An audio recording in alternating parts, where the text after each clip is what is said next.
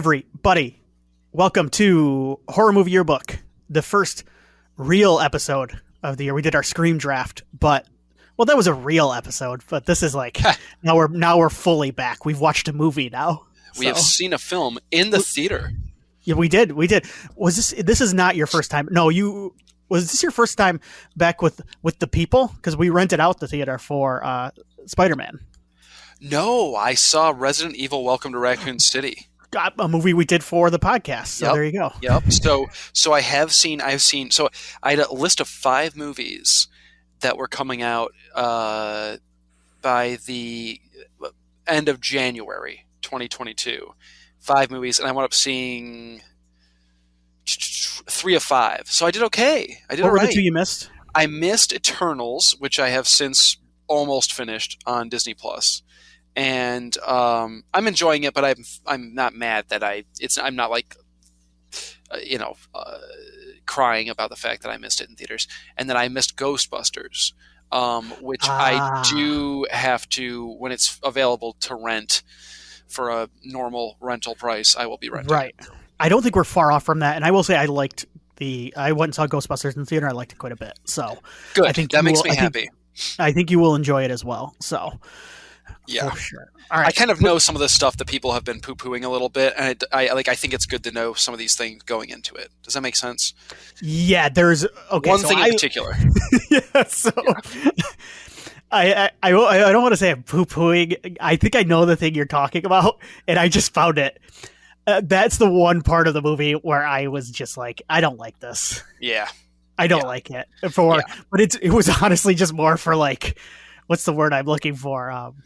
On principle. It made you feel uncomfortable. It's just sort of, but I understand why people like. I don't want to like pretend like I'm anyway. But it was a part where I was just like, okay, guy, I got what you did. I don't want to see it anymore. Yeah, can we be done now? Yes, because it wasn't just one. It's like it goes on for a while, and I'm just like, I can't. It's making me uncomfortable. Please stop. Please stop this. But you know what's not making me uncomfortable, Willie? What the is Midwest that? Game Nerds. They're making me very comfortable with my choices on game podcasts because they are at the top of my list, and they are doing they just finished up and put out a couple days ago a 2022 year preview. So they're talking about all the big games that are coming out. Excellent. You got a game you're looking forward to the most? I just started Resident Evil Village, and I'm going to be honest with you, and you told me it was your favorite part, so maybe this is why. I kind of love it. Like, I'm like, this is so cool. Yeah, so I was just going to say, like, I am not up on my game news enough, so I'll be listening to this episode of the Game Nerds for sure. And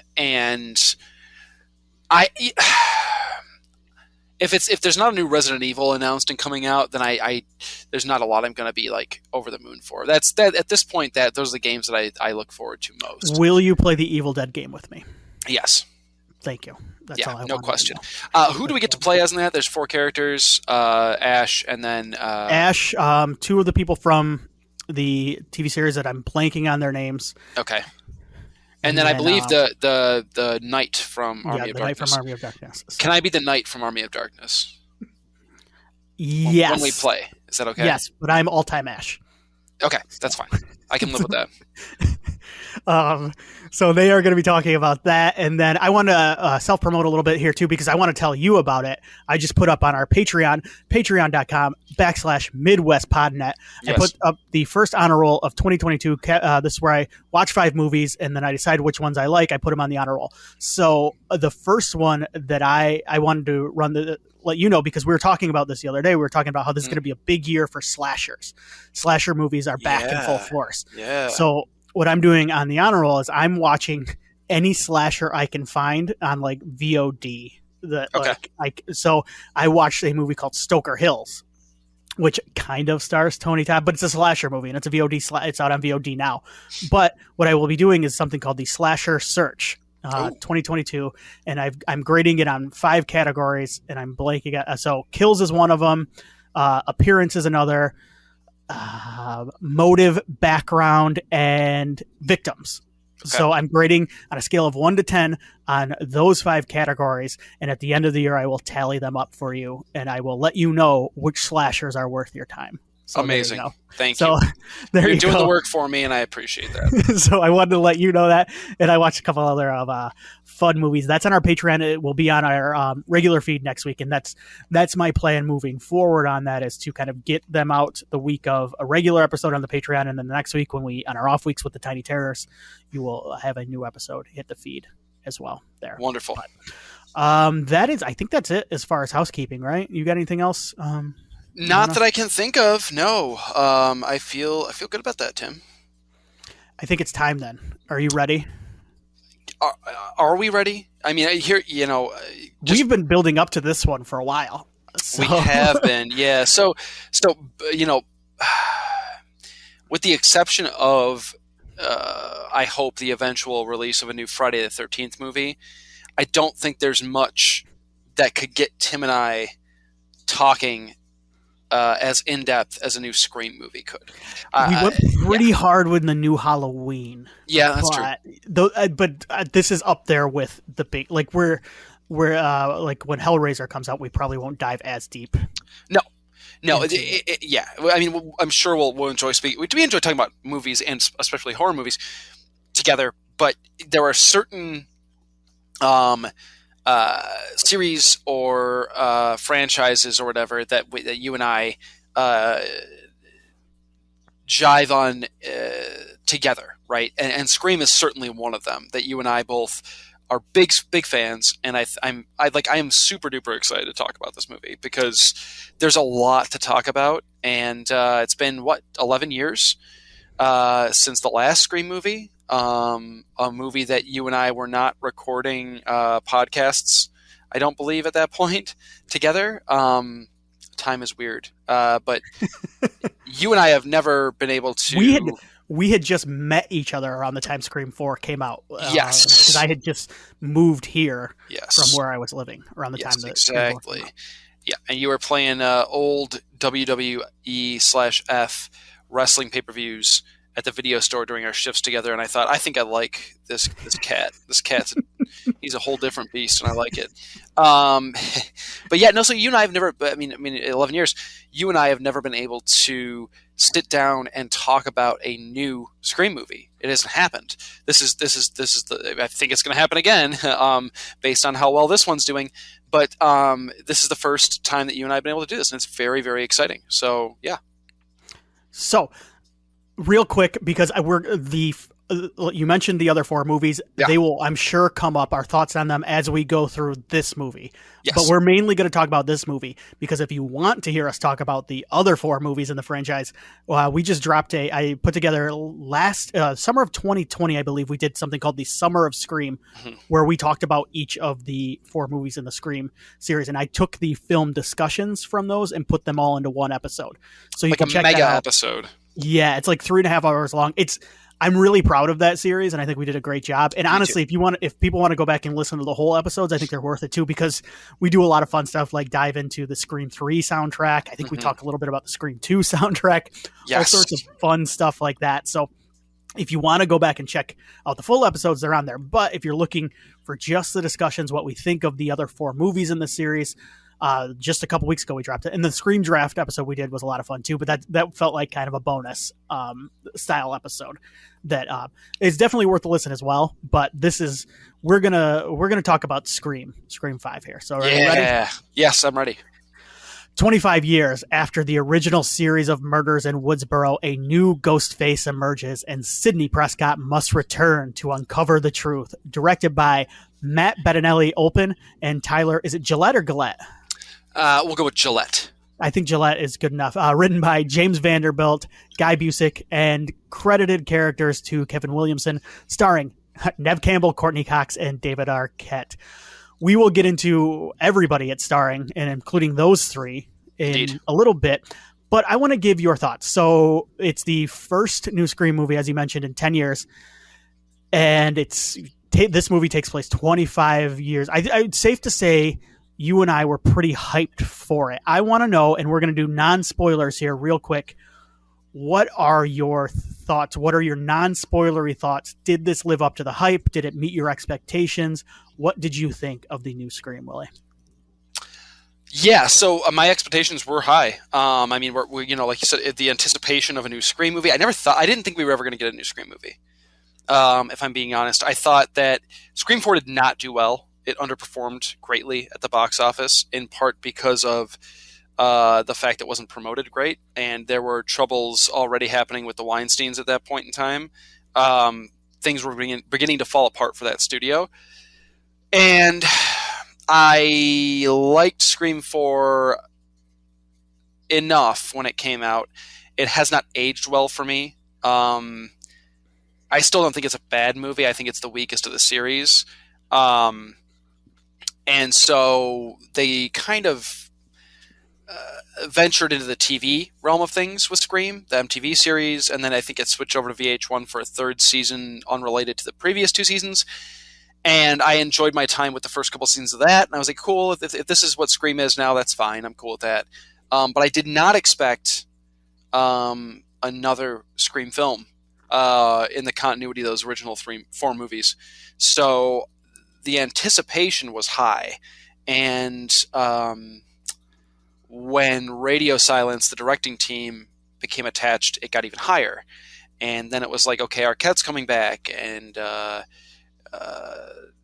Nev and Courtney are coming back, and it was just like, man, this is really this is gearing up to be something special, I think. And so yeah, my anticipation, my hopes were high, and my expectations were high, and I think by and large they were met by this film. I don't think you could ever make a Scream film that will top the original for me. And that's not a bad thing. That's okay, because the original was lightning in a bottle. The time it came out, the writer behind it, the director behind it, the cast, everything, it's Scream to me is a perfect film. There's nothing wrong, in my opinion, with that first Scream movie. I think it's perfect. I think it accomplishes everything it sets out to do. I think it's infinitely rewatchable. I think the cast, it's perfect. And so I never went into this thinking that in any way, shape, or form this had a chance at becoming the best in the franchise. And it doesn't. That's fine. What I was hoping for was that the film would be a return to form in the sense that it could reach the quality of that first sequel, Scream 2, which to me is not just one of the best, if not the best horror sequel, and by sequel I mean number 2, ever. One of the great film sequels of all time, I think. When I think of what a sequel should be, Scream 2 is one of the first movies that comes to mind. I think it does everything a sequel should do. And so if it could reach those heights or get close to those heights, I'd be happy. And it does. I don't know if you were planning on talking about rankings a little bit later, but this certainly, Scream 5, and I'm going to call it Scream 5. Scream 5 for me is right in the middle of the pack. And in a lot of instances that might sound like faint praise. But it's not. Because I do hold Scream 1 and also Scream 2 in such high regard that for it to be in a conversation alongside Scream 2, I think is an achievement and a testament to what these guys did with this. I think that they have reinvigorated and re-energized and properly revived a franchise that I wasn't sure could be. Not because the last couple were so bad that they ruined the franchise by any means, but just because because there's a returning cast in these movies, they're getting a little bit older, and you wonder if they're going to be interested in doing another one. But they were able to accomplish that and bring back an interest in this franchise. And we're going to see at least a couple more Scream movies after this. And that's cool enough. But what this movie did for me, and I think a lot of people, is that it made me excited to see more. And that is legitimately as I think as big a compliment as I can give this movie is, like, you brought Scream back. It's back, and I'm excited, and I hope we can continue to improve upon and push the series forward in a cool way that we can get a new, whether it's a trilogy or whatever it is, with some of these younger cast members, that we can continue to push the franchise and the series forward and even improve upon what this movie did. So I think it really it hit my expectations. It achieved what it wanted to be. It does not dethrone Scream by any means, but it is a damn good sequel and a damn good revival for a franchise. And I quite enjoyed it. And I think if you're a fan of these movies or a fan of slashers, I think it's well worth a look. As they all are, but this one is really, really solid, and I really enjoyed it. So, Tim, what do you think? What do you mean? I rambled a bit there, but what were your thoughts? No. Your non-spoilery thoughts on Scream 5 Cream? 5 Cream. Yes. What did you think, man? The true name, 5 Cream. No one, don't deny it. Very similar to yours, maybe trending a little bit more negative, but not really. So I'm with you, but this is like, it is firmly in the 3 spot, and I don't think it's going anywhere after a rewatch, because I don't think it's going to get any worse for me. In fact, it might get better, but I'm with you. It's not going to touch. I think 2 is very good. Yeah, I agree.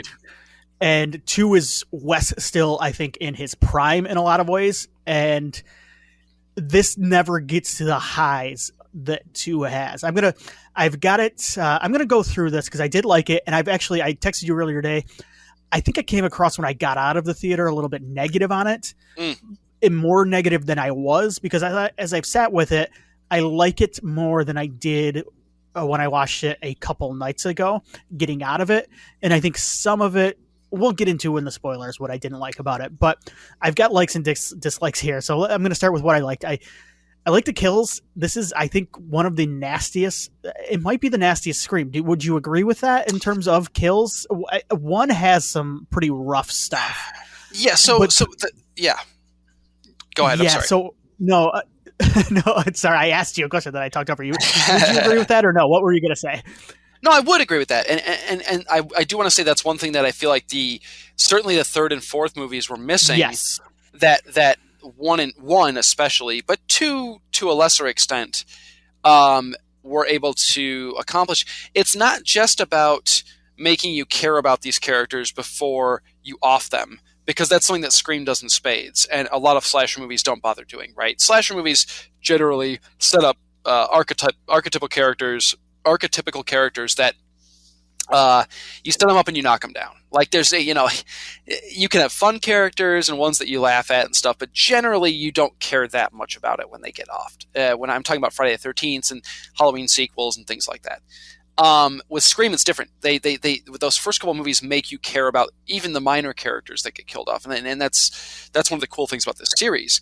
This movie does that, but what this movie does that hasn't, in my opinion, been done since the first movie, and I think might be one of the few things that this movie is able to accomplish even better than the first movie was, is that not only do you care about these characters and you don't want to see them get killed or hurt, but the kills in this feel dangerous, Tim. And what I mean by that is they're not fun to watch. They're not goofy, and to liken it to a recent slasher sequel, Halloween Kills, right? The kills in that movie are insane. Absolutely batshit crazy. We've talked about that movie. It's absolutely it is a joy to watch how insane that those kills get. But, and I'm not saying you don't care about some of those characters. There are some that they set up that you care about that get killed, but like, they're fun to watch because they're so ridiculous and nuts and like gory and nasty and over the top. The kills in this are nuts and nasty, as you said, but in the sense that they feel real, and there's a visceral gut punch just like there are in any good slasher movie when somebody gets killed, but there's also kind of an emotional gut punch and a weird feeling of sorrow when people get killed in this movie, even people that you don't spend a ton of time with. Does that make sense? Yes. It recaptures the feeling you got when you watched Drew Barrymore in the first Scream film, the tragedy of watching somebody killed. Does that make sense? Like that's what it feels like. It legitimately feels like a life was lost here, and that is like that is one of the things this movie I think does better than any of the sequels, including 2 in a lot of ways. And kills are an important component in a slasher movie. Let's just put it out there. And I feel like the series had in some ways gotten away from that. Yeah. But what it really got away from, and it's not so much the kills. This movie, it made the franchise, for me at least, it made it, or it was at least attempted to a lot of times, it made it scary again. Yes. And it put that, what you talked about, it put trying to be scary and trying to feel real ahead of where 3 and I think quite a bit of 4 went as well, which is 3 and 4 are comedies with horror in it, and I think 3 more than 4. 3 is a straight up comedy at times, and I think it's fun and I think it's funny. This feels closer tonally to 1 and 2, and there are some really tense sequences. There are some really, like you mentioned, some really nasty kills. So I did like that. A couple other things I liked here. I liked the balance of the returning cast here more than I did in 4. Yeah. This movie in a lot of ways feels like a course correct of the series following 4. And as we get into spoilers, we'll talk a little bit about some of the returning characters from 4 and what they do with it, because I think it's interesting, and I kind of want to dissect what the directors did. I think David Arquette as Dewey is fantastic. I think this is his best performance in the series in some ways. I love grizzled Dewey. Yep. I kind of want some like offshoot comics that follow his exploits. The other thing that I liked about this, not so much the returning cast, and this is something I lobbed at 4, and I don't want to just trash 4, but I will say I'm not crazy about 4. I'm not a fan. I liked this new cast a lot, and I want to see these characters moving forward, which is not. This felt like a passing of the torch style movie to this new cast. And if you want to point to a flaw in the original, and it's not something that I would point to as a flaw actually, but I know some people do, it's that it's not a diverse cast. It's a white cast. Sure. And I actually think it plays, whether intentionally or not, it's an advantage for that first movie, because all of this nasty violence is in a perceived safe, aka white town. Like, that's kind of what makes it scary for a lot of people. I agree. Yes. So I think it works in the advantage, but this is a more diverse cast in a lot of ways, and it feels natural. It doesn't feel shoehorned in. It's not. It's not diversity for diversity's sake. It's like these people feel like they live in Woodsboro now. This is what America looks like. This is yes, for sure. The whodunit aspect of this actually worked really well for me, which is weird because some of it feels worn out, and the reveals we'll get into. They're not out of left field, but in these movies, the killer doesn't matter as much as the motive, and for me at least, and I know they're hand in hand, but while the reveal isn't a shock, I think this movie does some fun head fakes, and it does some ridiculous ones as well. It does a bit of both. Yep. But another step up over 4 is, I think it looks nice. I think it looks good. It's nice 4 is unwatchably hazy for me at times. I think you and I have talked about this. I think I joked about like them smearing Vaseline on the lens. Like, everything looks weird. I don't know how to even explain it. I love Wes. I think Wes is a master, and I think he's a major component, obviously.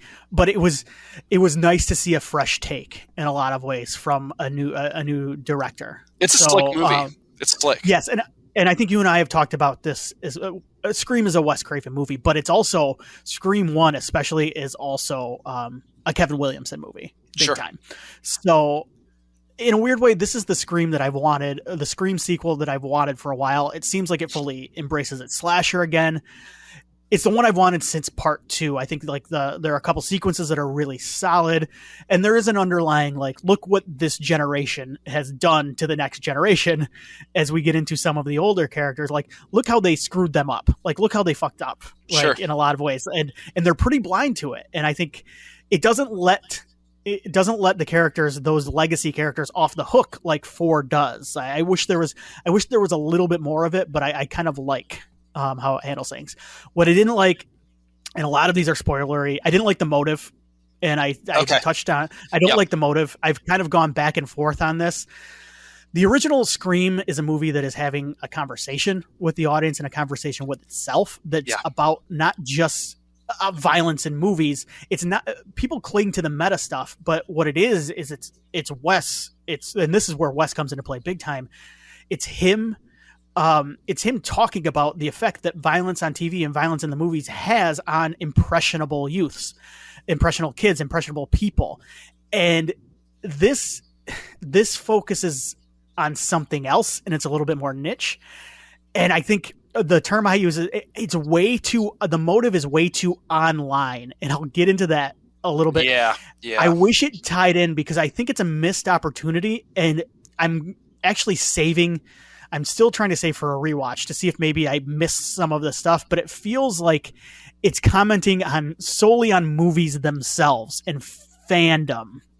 I hope that's not too spoilery. No. That's okay. So the movie does comment. I think it does comment on toxic fandom, right? Yes, frequently, and we will get into it. But I think that there is a bit of a disconnect between what we see Ghostface doing in this movie and how Ghostface is and this is stated in the trailer, how Ghostface seems to be tying the killings to that first film. Okay, there's a lot of that happening in this movie, and then when the motive is revealed for why Ghostface is doing what they're doing, it feels like it's more tied to some of the goofy subplotty stuff that they throw in throughout the film, as opposed to the main thread that we've been following. And so I think it's a bit of a letdown because I wanted more from that, from the motive. And we'll talk about it. And I think and just to clarify what I mean by way too online is I think it's missing the real world aspect of it, which is, you know what, it isn't a problem. Like people being radicalized on the internet in like these small obscure corners of the internet is a huge issue. So what I'm saying is I think it's missing the forest through the trees a little bit, in that it's so focused on toxic fandom that it's kind of missing that real world element that I like so much about the first one.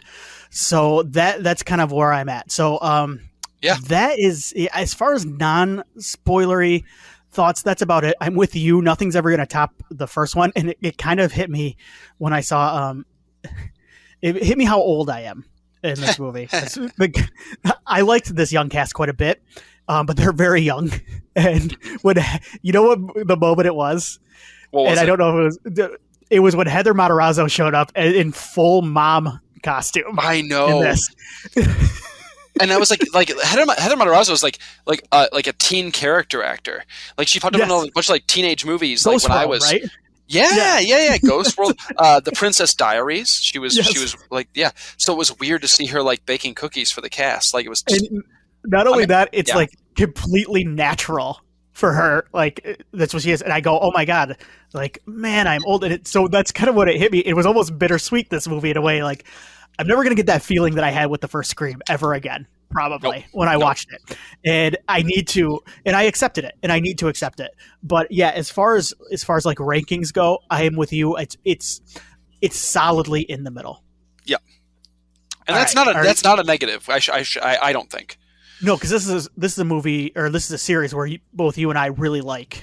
Well, I won't speak for you, but it's a movie I really like. 4 of these movies now, and then there was one I'm just not crazy about.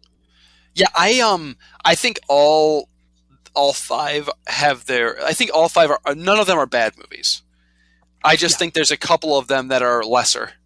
So for sure. All right, so what we're gonna do here? Turn back now. We're spoilers. Here it is. We're spoilers. Like we're hardcore spoilers from here on out. Yeah, don't spoil this movie for yourself. By the way.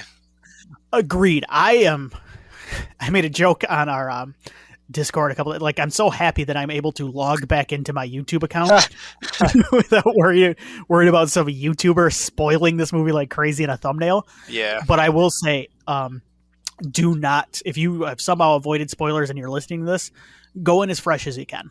because I think it makes it more fun. So what we're saying is, don't listen past this point, because we're going to go character by character, like how we do things. Oh yeah, we like to do things here. So anybody familiar with our Halloween Kills? We've done this a couple times. Yeah. But we're going to take every character pretty much, and we're going to, and if we miss one, sorry, but we're going to start. There's a lot of characters in the movie. We're going to start, and this will let you know, we're going to start with the Woodsboro crew, is what I've deemed them. And this is pretty much everybody except for the new class. So this is going to be your Marley Sheltons, your Heather Matarazzos, your deputies. So let's start real quick, like with the smallest characters in this movie, because I know you texted me and I know you want to mention it real quick. I've got two characters here that I'm going to throw at you right now. Chester Tam is Deputy Vincent, who is he works under Sheriff Judy Hicks. He's the one that leaves Tara alone in the hospital. And we have Reggie Conquest as Deputy Farney. Reggie Conquest is a great name, by the way. Excellent name. He's also he meets his death in the hospital defending Tara. So we have these two characters. I know you wanted to mention the Woodsboro police real quick, so have at them, Willie. Well, they're terrible at their jobs. So you have to go into these. If you don't go into these movies, these kind of movies, suspending your disbelief to a certain extent, you will walk away angry and frustrated, right? I mean, like, this is Scream 5, okay? Like, people are going to make dumb decisions. Isn't that part of the fun, though? It is part of the fun. Yes. It is part of the fun. But I will say, the Woodsboro police are really bad at their jobs. Like for a town that's experienced multiple instances of organized violence and killing sprees, and it's like Woodsboro's kind of always been shown as like a sleepy California town, right? Like, it's not some sort of like metropolis, okay? The sheriff is like, hey, all the cops come to my house right now because there's danger, there's trouble afoot. And like, it takes them, I don't even know how long it took them to get there. We don't really find out, but like, it's insane. We do need to have a discussion, I think, you and I, on how big this town is, because it did feel to me like Sydney and Gale. Did they get lost? Where were they? They were driving like the woods for an hour. Yeah. So here's my thought. What is the geography of Woodsboro? Exactly. I'm completely thrown off. So having just recently rewatched all of these, okay, and 3 of these movies take place in Woodsboro, 1, 4, and now 5. Here's my thoughts on Woodsboro. Okay. You know those towns in northern Michigan, and I know you do because you're from northern Michigan. Yes. Where you've got a decent-sized downtown, maybe a small hospital and some shops and one or two decent-sized grocery stores, maybe a theater with a few screens. You know, nothing crazy, right? But a decent, like, 3 or 4 blocks worth of downtown. And it's always busy, and there's always foot traffic and stuff like that. There's always people down there doing stuff. And then residential-wise, there might be 1 or 2 small neighborhoods, like, adjacent to the downtown, where houses aren't necessarily on top of each other, but it feels more like suburban, like your classic suburban setting, like a Haddonfield, Illinois, right? Where your next door neighbors are within a stone's throw. And then I think Woodsboro, after you drive out of that kind of downtown adjacent suburban area, then you get in the hills, and then you've got like the rich folks who have like the Mocker house, who live out in the hills, who are a bit of a hike to get to. Okay, that's the vibe I get. So the geography is, there's a lot of like the Mocker house itself, that's a good point, because the Mocker house is a party house. Yes, and Sydney's house in the first movie is out in the hills too. It's like out secluded. It's probably her dad I don't know what he did for a living, but he traveled for business, right? We know that. And so he could afford a bigger house, perhaps. Same with Drew Barrymore's character with Casey. She lived out in the hills. So like, there are anybody who's been to a high school party knows that you want a house that's out of town, away from, like, you want a house that the cops know is going to have a party in it, but they don't want to go out there to mess with it until they have to. Because it's just a pain to get out there. It's just right? a pain in the ass. Or they're just bad at their jobs, like the Woodsboro cops. Right. My only issue, though, still that they still have, even if we're trying to break down the geography of Woodsboro, my issue still is that like Judy's house is in one of those more suburban-y type like houses close to each other areas, right? So if we're going by our logic, it's not terribly far from the downtown hub, I would think, based on what we see of her house. It's not a secluded house. It's on a block with a string of houses on it, right? It feels very Midwestern U.S., even if it's California. And when she's driving, she seems to be getting closer to town when she pulls that U-turn. Exactly. Yes. So, like, where is this hospital? Is the hospital out in the hills? It seems like poor city planning to have a hospital that far away from the rest of the main hub of the city. It seems weird. It seems weird. So I'm just going to go ahead and I'm going to throw it out and just say that maybe... But you know what? The town where I'm from, it's not that far from downtown now that I think about it, but it is not dead center downtown the hospital, because there is a hospital where I'm from, but it is a bit of a drive, but it's not as far as what this would be. Yeah, you're right. I mean, in the amount of time it takes, so like she's like 2 or 3 minutes from her house when she calls all the cops, right? Yeah. We'll get into her, but like she gets to her house, she gets killed. Her son has the time to like take a shower and like prepare the dinner table, right? A long shower at that. Yeah, well, he's a teenage boy. I was gonna say, it feels like a certain part of the shower may have been cut out. Yeah, it was that long. Yes, he's a repressed teenage boy. Let's but he like it just, I don't know. So here's my headcanon. Are you ready for it? Yes. Judy seems like a good mom, right? Maybe overbearing, for sure. But she seems like a good person and a good mom.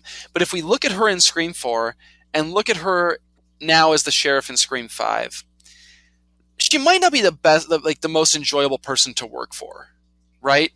Like she might be as a boss, she's probably kind of annoying. She seems like a micromanager. Exactly. So maybe these guys are like, all right, Judy, yeah, we'll get out there, sure. And they're kind of like, she's being an alarmist again.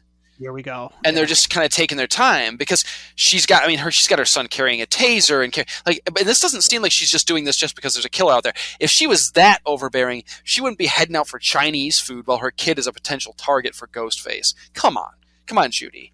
So I'm thinking that the cops didn't take it as seriously as they should have. That's my thought process. Let's move on then. If you're done with the police, they're goofballs. Let's move on to Judy, because I think Judy is now the sheriff of Woodsboro. Yeah. And of course she has her son Wes, who we meet. Yes. I love the name Wes. Love that they were able to incorporate Wes in the and we'll get into Wes here in a second. Yeah. So she dies defending her son. What did you think of Judy in this movie? Of course, she is Marley Shelton returning from Scream 4, the character and the actress. So what did you think of Judy in this movie outside of what we've already covered with her being a bit of a helicopter parent, if you will? Sure. Yeah, I mean, it's she's kind of a jerk to Sam, like a big jerk, and we don't know the history of how much crap Sam got into when she was in Woodsboro. So Judy might have a very good reason for not being a huge fan of hers, right? Beyond just the fact that Sam's parentage is not exactly desirable. Judy seems like kind of a jerk to her and probably doesn't want her around her kid, and I get it. There's a bit of a pivot here, because if you look at Judy in Scream 4, she does not seem like the kind of person who has a kid at home. Like, she's very much a red herring in Scream 4. Like, if you rewatch that movie, like, it's hilarious how much they try to drive home, like, Judy's probably the killer. Like, they almost make her seem weirdly fanatical about Sydney. Like, in a couple scenes, it's really uncomfortable. But, so they pivot a bit here, and they bring her back. And I applaud them for bringing her back. I think they could have just ignored... they basically ignore the events of Screams 2 through 4 anyway. I mean, you could almost go from watching Scream 1 to this movie and not lose anything, which is fine. Maybe. Kind of. We'll talk about 3 a little bit later. So, because there is something in 3 that is maybe heavy here. Okay. Maybe a big deal. I'm wondering if I know. Okay. Well, yeah, we'll get there. But so I applaud them for even bringing. You did not have to bring back Judy, right? But I think it was smart because I think you bring back a character, you automatically have some knowledge or memory of the character, and so when she is killed, there's a little bit more of a punch from it because you're like, okay, this is technically a legacy character, right? It's not certainly not a Dewey or a Gale or a Sydney, but still, she's survived one of these movies, and so it's like losing. It's the equivalent essentially of losing a Randy. I mean, obviously we love Randy more than we love Judy, but you do have that hit of like, oh, okay, all right, we're up in the stakes a little bit here because we're willing to kill a character that popped up in the previous film. Okay, that's fair. And you do, I think she seems like a good person, and she seems like a good mom. And there's a bit of a wholesomeness between her, the scene she shares with Wes, her son. There's just a wholesomeness there, and I love like he's like setting out the plates for them for dinner. Like it's kind of sweet, and it feels like he's a good boy. He seems like a good boy. Yeah, and there's a sweetness there, and she's like, and her begging and pleading with Ghostface on the phone, like, please don't hurt him. He's a good boy. It's very sad, and that's what I was talking about earlier. Is like this is where we get to some of that. The kills being nasty, not just in the sense of blood and guts, in the sense of there being an emotional gut punch. Because like, I don't want her to die. Like, you know, and she's killed. Like, I mean, moments before she reaches the front door, right? And it's brutal. I mean, it is. I kind of love that about this too. It is in broad daylight too, dude. It is, and that's what makes it scarier. It's sudden. And it's like right outside of her own house, like the place you should be safe, right? And I liked that, and I think a part of me like thinks like, oh, maybe it's not believable, but it kind of is. Like, it's a quiet town. It's the middle of the day. Nobody is paying attention. Like, I'm just going to put this out there. If like someone gets killed a couple houses down from me in the middle of the day, I'm not paying attention. Like, I'm not going to see it. So once again, if worst comes to worst, it's another. That is exactly what I was talking about with like suspend your disbelief, because okay, yeah, let's sit here and like let's just say okay, this is unrealistic and somebody would notice and stuff. Like, just you have to let that shit go a little bit. Yeah. I bought it in the moment, and I still am okay with it. I think that there's a suddenness to her hitting that front porch and immediately getting hit with the knife. That's what I meant. And it was like, oh my God. Like, I just didn't. I thought she was going to get home and Wes, her son, would already be killed or something, you know, or be missing or something. I didn't expect the suddenness and the rawness of this daytime, broad daylight, front yard murder. And that added to the danger of it too, to me. Anytime you can, I think that's what the original Halloween does so well, is that a lot of not the violence that happens in the film, but a lot of the scares that happen in that original Halloween, and a lot of the stalking and the spooky Michael Myers behind a hedge and all that stuff is all broad daylight. And that makes it scarier because you're supposed to feel safe during the day, right? There's a reason why they call it things that go bump in the night. Right. You know, so that added the danger. And I think it goes back to what you said too about making that first movie so white bread, which might not have been intentional, but like, we should feel safe in suburban America, right? We certainly feel safe in suburban America in our own front yards where we do our gardening and where we you know, walk our dogs, and then boom, here you go. So I thought Judy's death hit hard, even if I'm not like I don't adore that character by any means. It hit hard, and I felt for her because you could tell. I think Marley Shelton played it in such a way where like you could tell, from a parent perspective, right? You could tell how desperate she was to get home in time to save her kid. So it worked for me. I like that the entire sequence, and I'm sure we'll get into Wes here at some point, but an entire sequence with her and her son, really, really just a knockout sequence, I thought. Yeah, I will. A couple of my thoughts on Judy real quick, and then we'll move on. Yeah.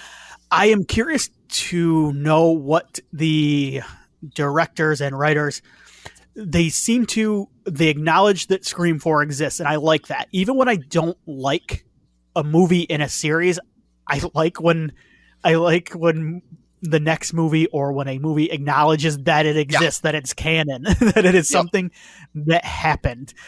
I'm curious to see what they think of it, though, because for me, for whatever reason, it feels like they don't like Scream 4 very much, and it almost feels like the Marley Shelton kill is like a tip off to that feeling. A little bit, yeah. I do think, like you mentioned, I think the sequence with her death, I think this and the Dewey kill are the strongest sequences in the movie. Yeah. I don't, it's a coin flip right now between which one I think is, I kind of like this one though, but it ties into the West stuff. So we'll talk about that later. Yeah. She's good. I think she helps all the time. She's like a wine mom.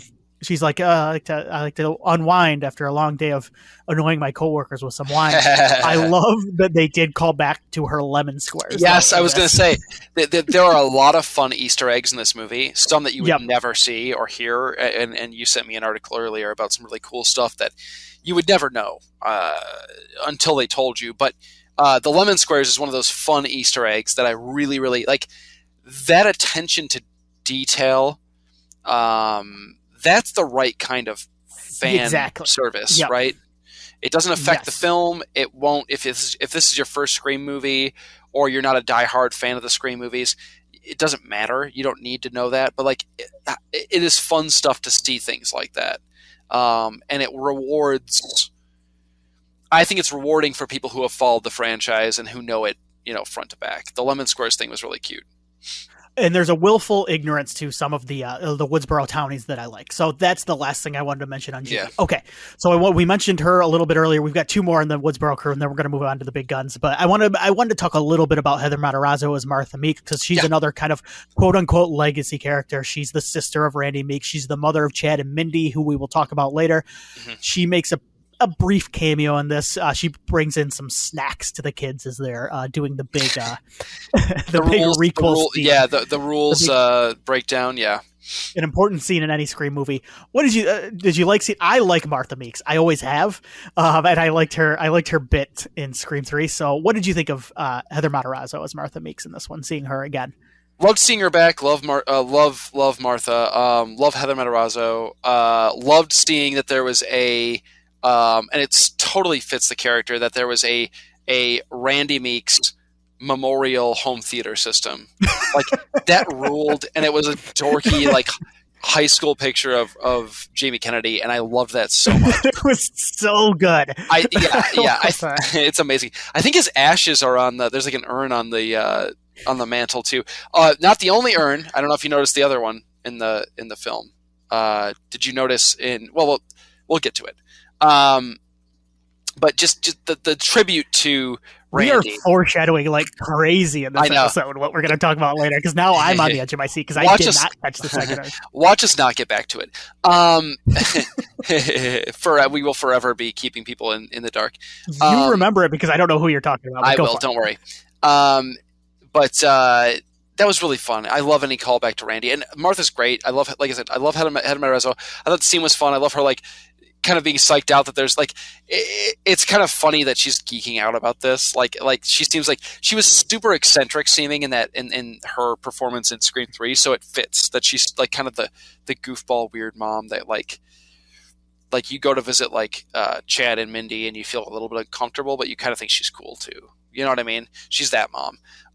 Yes. Like she probably overstays her welcome, but when she's around, you're kind of like, she's just kind of fun. This is neat. No, it's great. And she made this feel like, and I mean this as a compliment, her appearance and the mention of another character and of course the return of Judy made this feel like the Fast and the Furious revival of Scream movies. Does that make sense to you? Do you want me to elaborate? Elaborate, because I think I know where you're going, but I want you to explain it for the listeners too, who maybe aren't as familiar in Fast lore as we are. Of course. So Fast and the Furious, despite what people may or may not feel, including myself and you, about Too Fast, Too Furious and Fast and Furious Tokyo Drift and the fourth Fast and the Furious movie, that franchise really revived itself around Fast 5.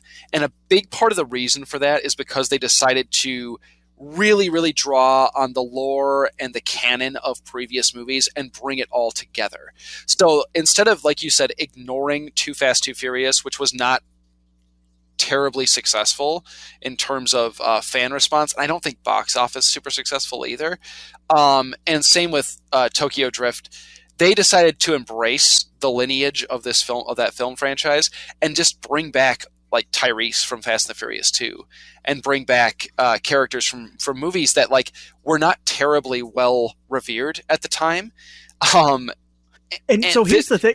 I want to elaborate real quick. A quick side note, because it reminded me of something here. Here's the thing: is like Scream 4 has got a following now. I don't know if Scream 3 has, but Scream 4 has like a group of fans that like it and love it and defend it. And there's this Scream 3 does too. Yeah. Yeah. And there's this, it's not like a quote, but there's this thing they say, I heard one time that says every song on an album is somebody's favorite song. Yep.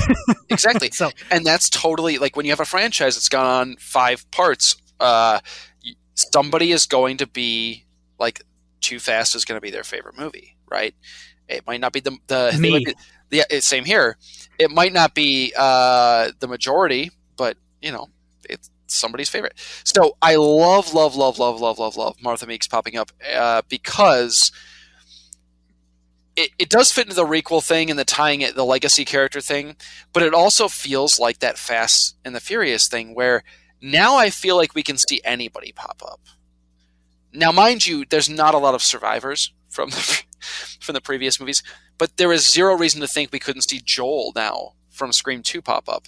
Oh, I would explode. Right. And it might be silly, and it might be you might have to suspend your disbelief for why this guy would be back, but who cares? I'd be welcoming of that.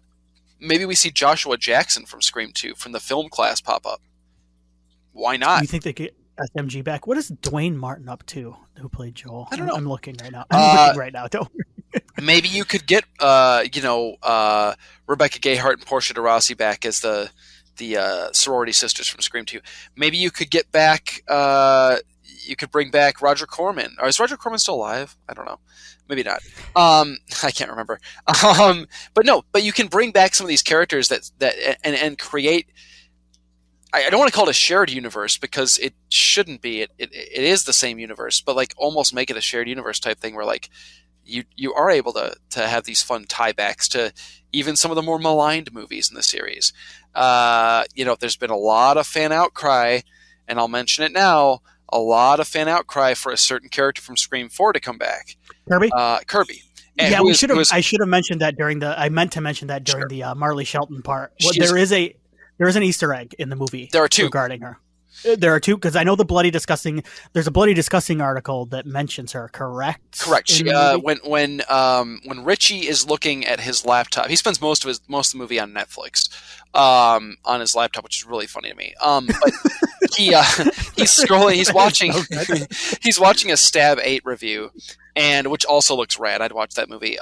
He's watching a Stab. Oh my god, it's so sweet. Oh, shout out to the I texted you this. But shout out to the Dead Meat guy, the YouTube, and his wife who got in this movie. That's awesome. So sweet. I'm so happy for them. Dead Meat guy is from around here. That's so rad. Yeah, I loved buff sleeveless Ghostface flamethrowering people with a chrome mask. I would. Did you read whose voice that was? It was Matthew Lillard. It was Matthew Lillard. What's his line?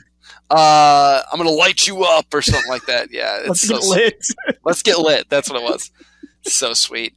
Anyway, if we meet him at a convention at some point, we'll have to bring that up with him. Matthew Lillard. Yeah.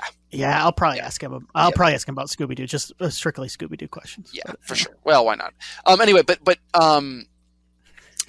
there is a mention in that there's a YouTube video on like the next up or the suggested videos that's like interview with Woodsboro survivor Kirby Reed, and it's a little picture of Hayden Panettiere. There is so this is the kind of thing I'm talking about with the characters you can bring back. Like 4 is not largely considered the best. Often people consider it on the lower end, if not the worst. But I think a lot of folks like Kirby, right? And a lot of folks have been wondering. She's the one teen character in that movie that I legitimately like. I think she's great. But so you could bring her back potentially. Why not? And the other Easter egg I should mention, I'm going to mention it now because I'll forget, and then we'll be leaving people hanging, is there's a scene when Dewey is flipping through his phone, his contacts, to text Gail to let her know that. And I love that scene where he texts her and he says, Ghostface is back. Don't come here. And then he sends the emoji as well. It's so good. It's so Dewey. But when he's flipping through his contacts on recent calls, Kirby is one of the recent calls.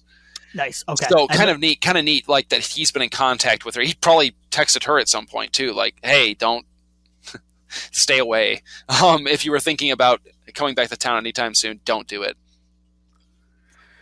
All right. I love that stuff. I love Martha. Yeah. Sorry. No, we're good. Let's finish out this group with Kyle Gallner as Vince Schneider. Is it Vince or Vinny? Vince. They call him Vinny? Vince Schneider. Okay. He's the ex-boyfriend of Liv, one of our members of the new class. He's a mysterious character. He's let's face it, he's a real scuzzball. Yeah, I love him. He's the nephew of Stu Macher. I liked that. He gets killed really early. He is basically exists so they could kill a Macher, right? Okay. That's kind of his deal. Can I? I love Vince. I think Vince is a very underrated character, and it seems like, if I recall from the trailer, there's stuff that's not in the movie, so it seems like Vince may have played a bigger role early on in this film. It seems that way, but I don't. I love his kill. I think it's fantastic. I just the quickness of it and the brutality of it. It's just, and he's the one that gives us red right hand as well. Oh, dude, that his death scene really rules. Here's what I will say. I'm cool with him being a Macher. I think that's a fun way to tie that back in. I hate to do wishful thinking, Tim. I hate to do this whole, like, I think they should have done this instead of that, right? But if I'm being honest with myself and honest with our listeners, I was really, really hoping that there was going to be a reveal that Ghostface in this movie was in some way related to Stu. And the reason why I say that is because I feel like there's some of this that there are hints towards that peppered into this movie. Straight out from the first phone call with Tara, there is a question that she's asked, who is the killer in Stab? And of course she says, Billy Loomis, right? And Ghostface says, wrong, it's Stu Macher. And I immediately went, oh shit. There's going to be a Stu connection here to what's going on, because somebody that's involved with Ghostface, whether it's a Ghostface or the Ghostface, is going to be pissed because their older brother, cousin, whatever, dad, who knows, whatever, isn't getting the credit that they are due and being overshadowed by the specter of Billy Loomis. And I was like, I was waiting. We can talk spoilers freely now, right? Absolutely. I was waiting for that Richie moment, for him to go. I was waiting for him at the end, for them to get into their tirade about their motive, and I was waiting for him to pull the rug out an extra time and say, "You want to know why I'm really doing it? Boom, because Stu is my big brother, and I'm tired of hearing about effing Billy Loomis, your dad." And like, dude, I would have I hate to do this. I hate to do this. Woulda, shoulda, coulda. I don't like doing this. When we talk about the motive, I think we'll get into it. Was missing. We talked a little bit about how it's so focused on that toxic fandom aspect that I think it's missing a personal connection in a lot of ways, or a personal, not connection, but a personal reason for doing a personal side to this motive, where it's so driven by that toxic fandom element that I think it misses that human element. Yes, the entire motive is buried in the meta. There's no revenge. There's no personal stakes in the motive, and the first three movies go out of their way to do that. Four, a little less so, but 1, 2, 3. 3 goes to the point of ridiculously. But where it's like a cartoon, but still, at least there's that personal tie. Anyway, sorry, but no, Vince is fun to watch, man. I mean, he's not on screen a lot, but he is. Everybody's known somebody that is a Vince, right? Yeah, I've been to a lot of for whatever reason, like anytime I go to a bowling alley. Yeah, there's a couple Vinces. There's a couple Vinces, and I'm like, yeah. He has a line too in this movie, and I wish I remembered it, but it cracked me up. It made me laugh really hard. I don't rewatches. I'll get it. Or someone help me out here. But Kyle Gallner is very good in this, so he's very good at playing a skeezy townie. He is. That's definitely a setup for a possible sequel killer, though, right? Like the mention that like Stu had a sister, and now her sister's son is dead. Maybe there's something there, right? Like you could go there. Yeah, I think so, and I think we'll get into the future here. Yeah. Too, when because we're about to go to we're done with the side characters. We're about to get into the new class. Are you ready? Yes, let's do it. These are the kids. These are anybody who's not the legacy, the main trio, and then I've left out the killers here. So let's dive right into this. Sonia Ben Amar as Liv Mackenzie. Liv is the girlfriend of Chad Meeks Martin. Yes. And ex-girlfriend of Vince, who we just talked about. She's kind of the red herring. Yeah, one bit. of them. Yeah. Perhaps the least developed of the new cast, certainly. I think so too. She gets some fun stuff toward the end. She's eventually murdered. She shot dies. During a reveal, which, by the way, that reveal ruled. Regardless of how we feel about the motive, that reveal was like, what? Like, well, shit. What did you think of Liv overall, though? I don't know. I'm neither here nor there. I think the performance is fine. I think she does have some fun stuff to do towards the end with the party sequence at the Mocker House. Who would you liken her to from the original? From the original, I think that the obvious choice is to jump to Tatum, but I don't think she's like Tatum. I don't think there's enough. Tatum had a ton of character, and Tatum felt like Liv just feel to me. And it's nothing wrong with the actress, the performance. Liv feels to me like she feels like we need an extra red herring / body count character. I mean, if I'm being honest, there's nothing wrong with the character, but yeah, she doesn't really click for me until the end. I think she has a couple of fun moments toward the end. Some of the playing, the throat slit line, and where she. That's when I talked about the whodunit aspect. That is the stuff I liked. I liked the kids blaming each other like throughout the movie. I liked that stuff a lot. I just thought it was fun. Oh yeah, it was done in a playful way too, and it worked. I think too, especially towards that third act, where like there's a couple of moments. The moment between Liv and Mindy when Mindy's sitting on the couch, like the moment you were talking about the throat slit thing, like. I like in that moment, I knew we were getting close to the reveal, right? Because we're at the final act, the house party's happening. We're going to find out who the killer is here soon. I thought that moment, I'm like, one of these two is going to reveal themselves. And then same with the basement moment between Mindy and Amber, where they're going down to get a beer from the fridge in the basement. I thought, okay, this is it. One of them is going to, I thought for a second, both of them were going to reveal themselves as like that scene is a ton of fun. The whole the third act is really, as I think back out of it, it's a lot of fun. And it's fun in a way that like these characters know what you're not supposed to do, and a lot of the times they still do stuff anyway because that's what human beings would do in this thing. You can't just stop like doing everything. Yeah, and these are 17 and 18-year-old kids. They're stupid, right? like I hate to say it, but it's true. Yes. I was dumb that age. So yeah, but she's a good example of what I'm talking about. Where I wanted to see a little bit more of the kids, but we do spend quite a bit of time. But yeah. Anything else on Liv? Nope, no issues with Liv. Let's talk about the Martin twins next. Let's start with Mindy. Mindy, she's the twin sister of Chad. She's the daughter of Martha. She's the niece of Randy. She's the nerdier of the two. She's still really cool. She's still really cool, though. That's the difference between her and Randy. Randy's kind of a dweeb. She's fun in that way that 21 Jump Street does a good job of kind of lampooning and making fun of, where like the nerds are the cool ones now. The nerds are the ones like getting laid all the time. I was gonna say, like, she gets laid, like, good for her.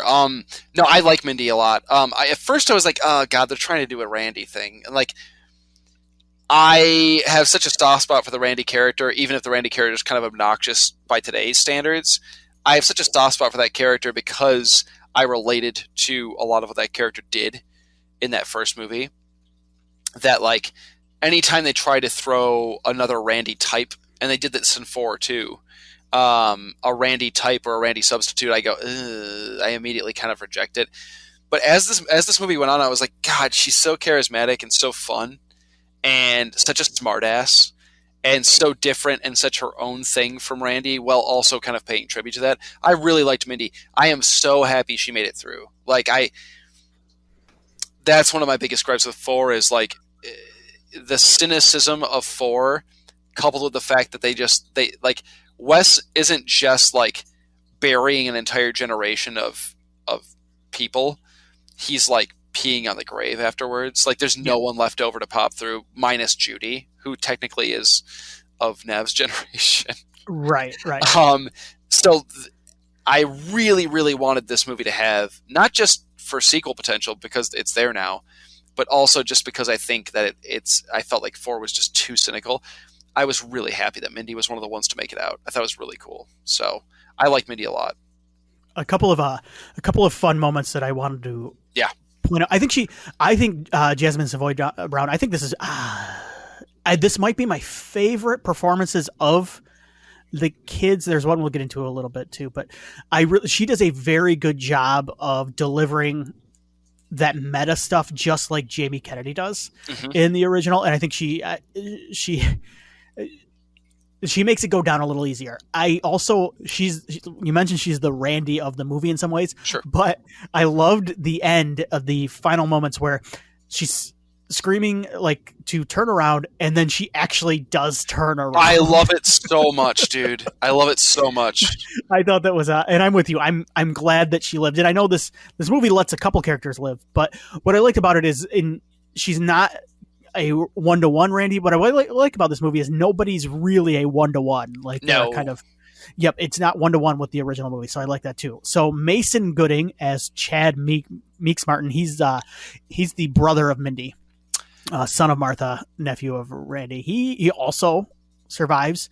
He gets real attacked by real life son of Cuba Gooding Jr. I found that out like hours before seeing the movie, I think. So it's totally you can totally see it after too. He's kind of the jock half of this, right? Yeah. Chad is my favorite of the new cast. I love Chad. I wish we got to spend more time with him. I think he rules. Here's the reason why. I love lovable, goofy jock characters. Yeah, I'm with you. Yes, I love them because I love unlovable ones too. Sure. But I love Chad because he knows exactly who he is. And he's not afraid to like admit that he's like the douchey jock. But he hangs out with all these other kids who like aren't douchey jocks. Like there's kind of a melting pot of kids that seem to be hanging out together. Like he's buddies with Wes, who's kind of more of a not a nerd, but like a mama's boy, like kind of like overly careful and cautious and stuff. He hangs out with his twin sister, who is like a film freak. He seems like a good guy, even though he's kind of the douchey jock. He just likes to like drink and have sex. Like it's just, and he's good at it because he's buff and good looking, and like he kind of rules. I love the scene with him and Liv where he's like, it's like, she's like, you want to go upstairs? He's like, nah, I don't think so, though. Because like I love that because like in so many of these movies, the dumb jock would be like, yeah, let's go, baby. Or like he'd be the one that was like trying to push for it. But in this, he's like, I don't know. Like not a great call. Like, you could murder me. Like good for him for putting his life above, like his potential death above getting some. Yeah. I'm not sure as a teenager I would have been able to do this. I'm not sure either, but good for Chad. And I was not a handsome jock like Chad. Yeah, so, right. But maybe that's why. But Chad gets to live. Love that too. Love that he made it through. I love that both of Meeks twins make it through because now we've got not only do we have two returning characters who I enjoyed their time on screen in this that we can expand on in the sequel, but they're brother and sister. So there's a connection there. And there's a relationship there that we never even were able to get necessarily with the original trio moving forward. So the stakes are even raised moving into whatever the next Scream movie is, because not only are they friends, they're siblings. And obviously if one of them is in danger or is killed in the next film, it'll be even more of a gut punch. Chad, I want to say before we move on from Chad's sequence with the Find My Family app, rules. Love it so much. Yeah, I want to talk about that too. Yep. Dude, it that killed, and it was it an Aliens ripoff through and through? Even the sound, I think, was the motion scanner from Aliens. Yes, Did it work as well as any other time that somebody's ripped that off? Yes. It was super awesome. There was a lady behind Nikki and I in the theater who was super into this movie and like in the best way and very vocal about it. And she goes, "Throw the phone." And then Nikki first she goes, "Why isn't he throwing the phone?" And then the lady behind us goes, "Throw the damn phone." And then he threw it. And I'm like, see, the writers know what's up. They're not stupid. Well, and so that's the thing. So that find a friend thing is a little bit contrived in some ways in the end. But what I like about it though is they set it up in the first act. Love it. I will forgive. I'm very forgiving when it comes to something that you go out of your way to set up early in the film that you pay off later. If it's a Chekhov's gun thing, then or whatever that is, then yeah. Yep, I am very forgiving of that. And then one other thing I wanted to mention with Chad before we move on. He is a Fast and Furious fan. We've talked a little bit about Fast and Furious because he says he's about to show him, and he points to the old guns, about to show him Hobbs and Shaw. Oh, it's so sweet. Yeah, Chad rules. He also sticks up for his friends too. Like he seems like a good. Like all these kids seem like decent people, which I like. I like that too. Like most of the kids in Scream 4 were kind of assholes. Most of the characters in Scream 3 were all kind of assholes. I mean, they were Hollywood types, so I guess that's kind of okay. But Scream 4, like I don't know, like they just all seem like narcissistic douches, and this one they all seem like they genuinely like are decent people. I seriously, well, other than the killers, obviously. Yeah. I liked all of these kids. You're right. That was what was nice because I'm going to be honest, and I don't want to bash anybody, any actor in particular, but some of the performances were spotty in this movie for me, and I think they're younger actors. And there's one in particular that shouldn't be spotty that, in my opinion, was. I don't even know if I want to take into it. No, we can because I think we're thinking of the same person. Sure. But you know what? All of them, I actually like. They're likable presences, and the characters are all likable. So at the end of the day, I liked this group. I also think it's tough too comparing them against.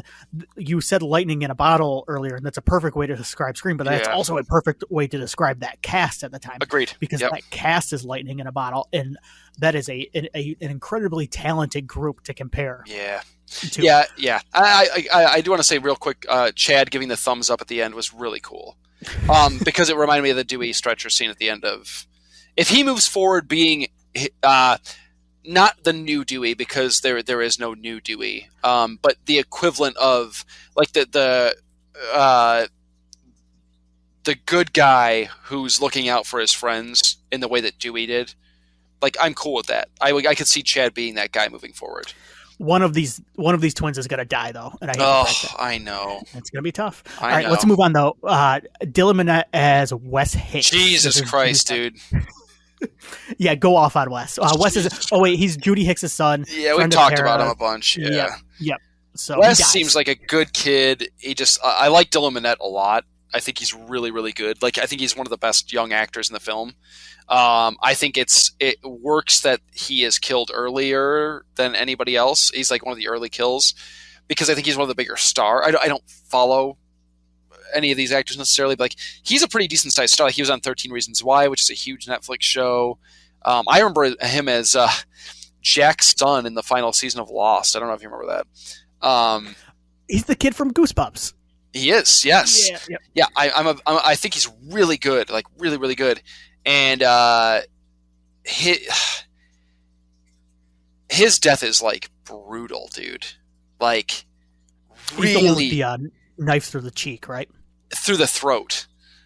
Oh, he's the throat. Oh, yeah. Through the side of the throat. That's what I was thinking of. It's hard to watch. Like I'm not like this stuff doesn't get to me. I mean, you and I have watched everything there is to watch practically. I mean, it's we've seen the goriest of the gory and the nastiest of the nasty, more or less.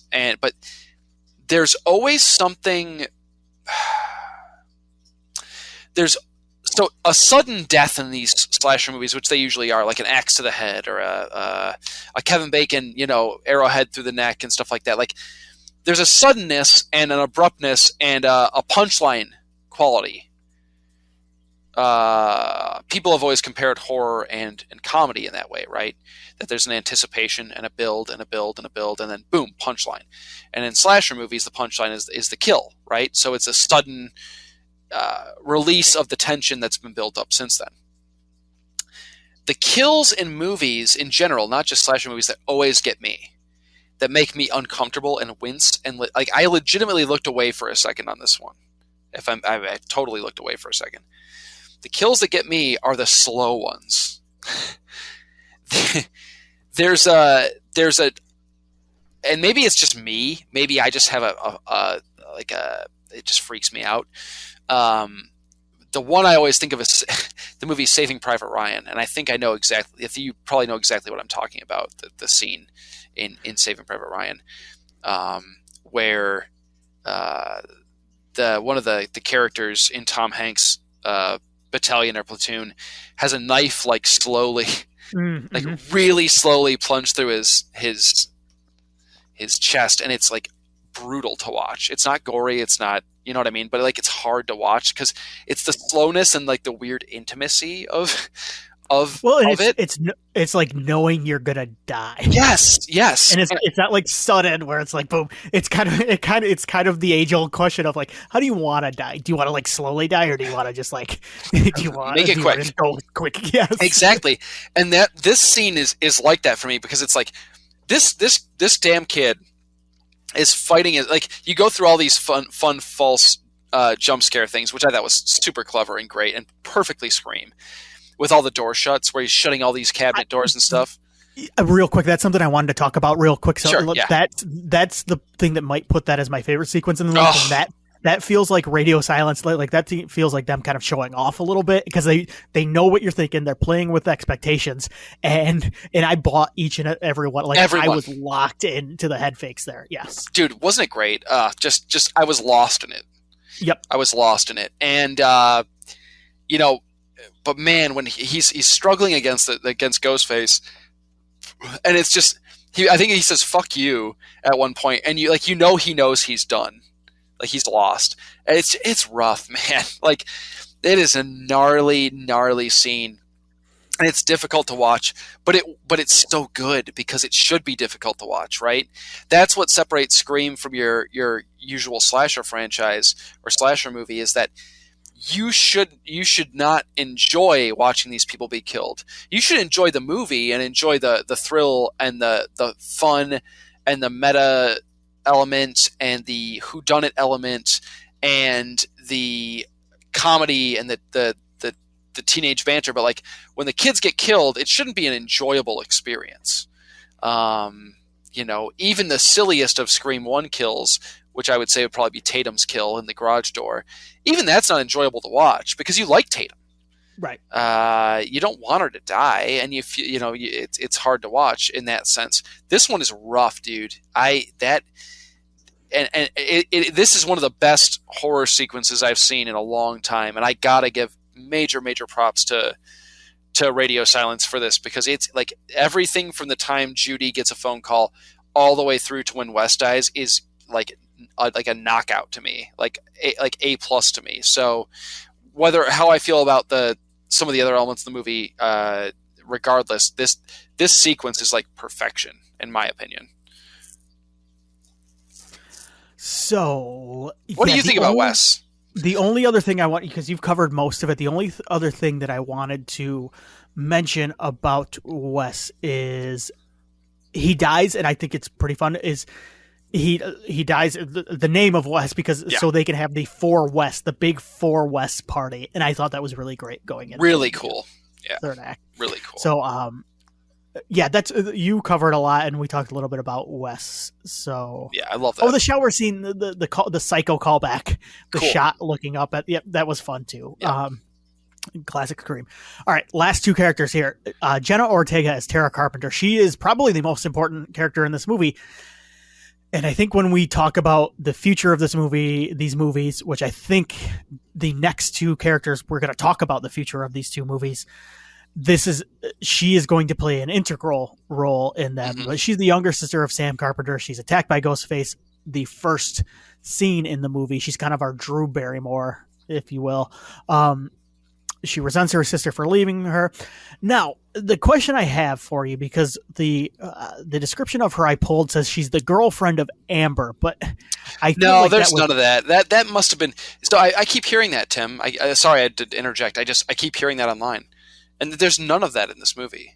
You like if there was a relationship there, that was either on the cutting room floor or it was an early draft. Because okay, because I didn't get that either, and yeah, I didn't get that either. And but what I pulled from it, like maybe early on, I think there's a line early on that Ghostface says, but when you look back on it now, it's throwing. Yeah, I didn't get that either. Yeah. So anyway. Yeah. If that's there, I missed it because there's like one moment where Amber gets a little bit like. Now I will say this though. Yeah. One of the great theories I think is that Billy and Stu had a relationship from Scream 1. Sure. So there might be a little bit of a callback to that in some ways, because Amber, of course, is revealed to be one of Wes's killers, and this is Tara, who is related to Samantha, who of course is related to Billy. Yeah, I don't know. Like, I don't know. I did not get the Amber. Like, and we'll talk about Amber. I don't get anything from Amber, if I'm being honest with you. Amber's a miss. Amber's a miss for me. Yeah, and I'm hearing a lot of praise for Amber online, and I would agree with that. We'll talk about it. I'm not going to get into it yet. But Jenna Ortega rules. I'm just like she's really good in this, right? She's fantastic. Yeah. Like, and this is honestly not a knock on Melissa Barrera. Honestly, it's not. Jenna Ortega is the character that I cling to in the movie. She of the two, she feels like the final girl to me, and I think that might be on purpose. It might be by design. Yeah. I do think it's the stronger performance of the two for sure. And I do. God, she's just so. Like, I believe everything she does in this movie. I believe all of it, all the pain and the fear. Like she really is great in this movie. I really hope that she continues to be a big part of the franchise moving forward. If she's not, a co-lead with Barrera, I'd be fine with her being the lead if we can figure out a way to make that work. I'm cool with it. So in the future, I wanted to talk to you a little bit about where you think these movies are going in the future, because I feel as if it's heavily set up that maybe Tara is going to be the final girl moving forward, and maybe Samantha might be the killer. Maybe. I don't know. I'm not into that. If I'm being honest, I've heard a lot of that.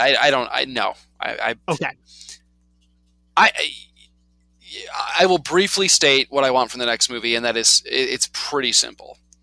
It needs to be Scream, so it needs to have some element of the meta stuff for sure, no question. It needs to comment on the state of horror cinema or cinema in general. But what I would love is more of a Scream 2 situation. Scream 2 is pretty straightforward. It does touch on the idea of sequels being inferior. It also briefly touches on the idea of sequels being bigger and crazier and having to up the ante of the first movie, which Scream 2 does in a lot of ways. So it does follow that trend. But Scream 2 is largely just kind of a classic whodunit paranoia revenge, like whodunit paranoia story with a nice revenge motive. That's all I want from the next movie.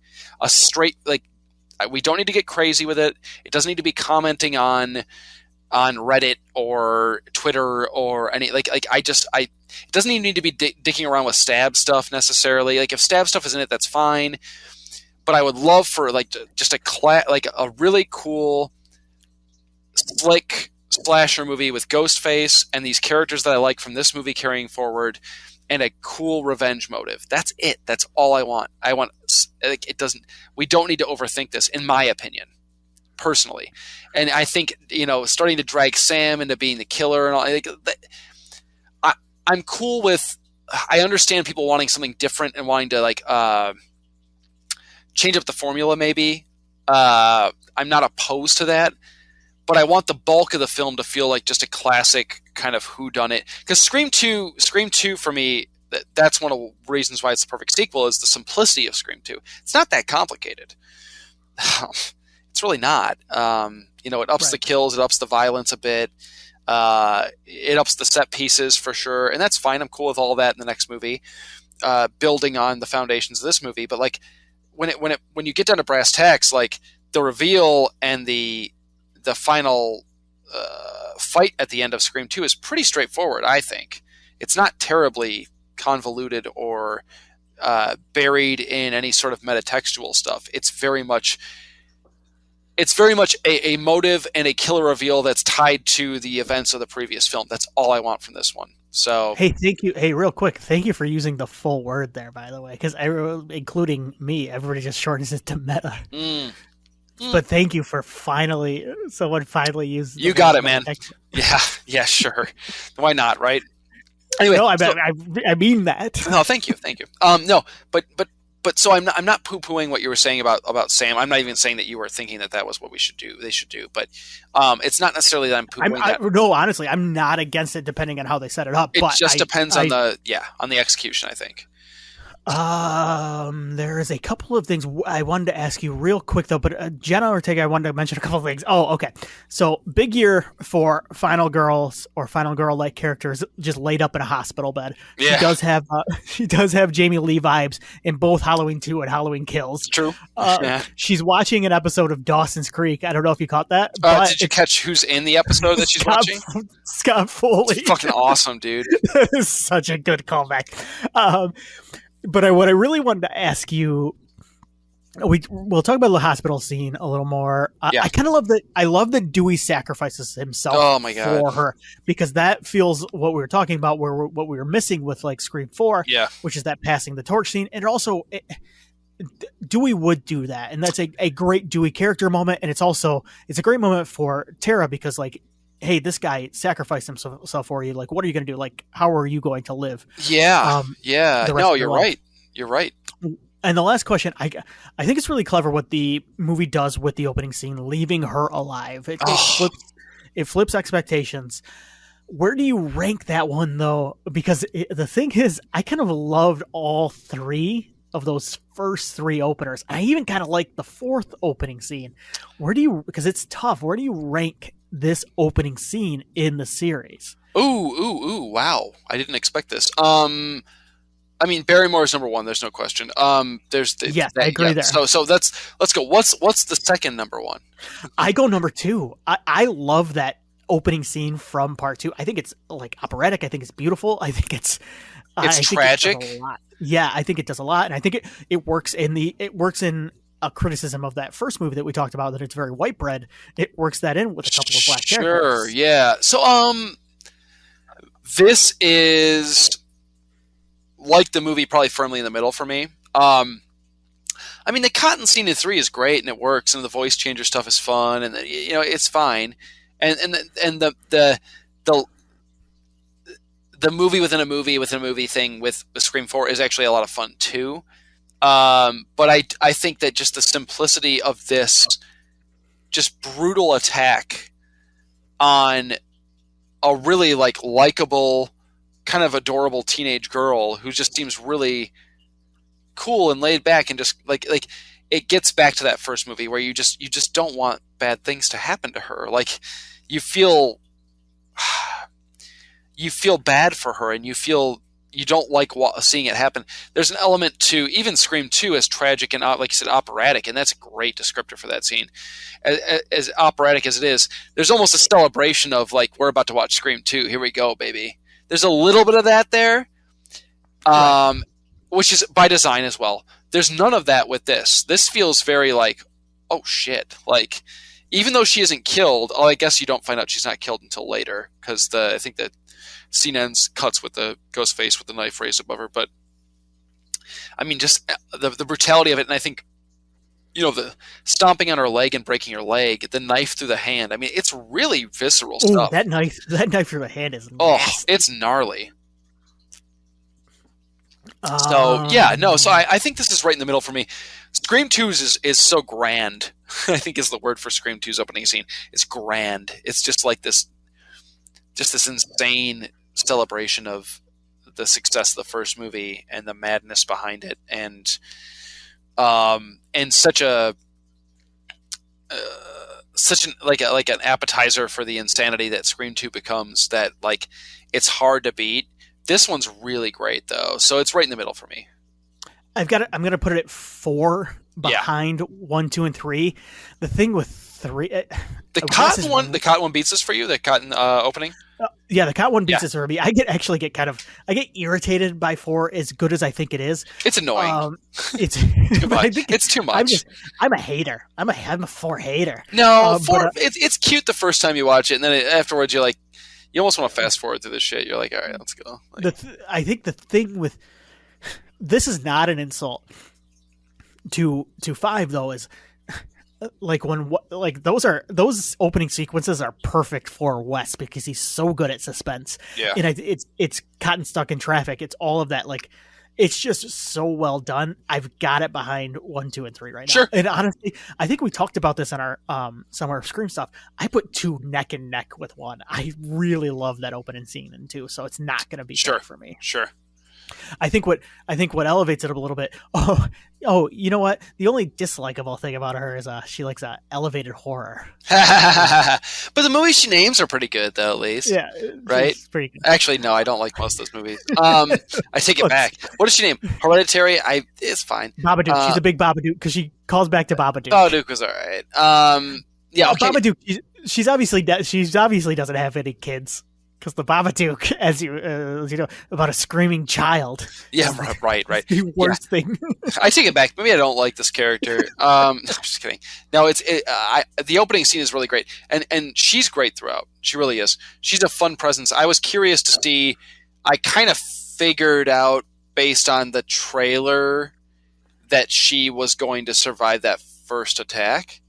Because I think you see her in a wheelchair at one point in a shot in the trailer, and I went, okay, this is going to be kind of cool to see a character make it through. That's neat, But I wasn't sure how she was going to play in, if at all, to the third act of the movie, and I was pleasantly surprised with how she played out. I wonder if there was more to the Amber and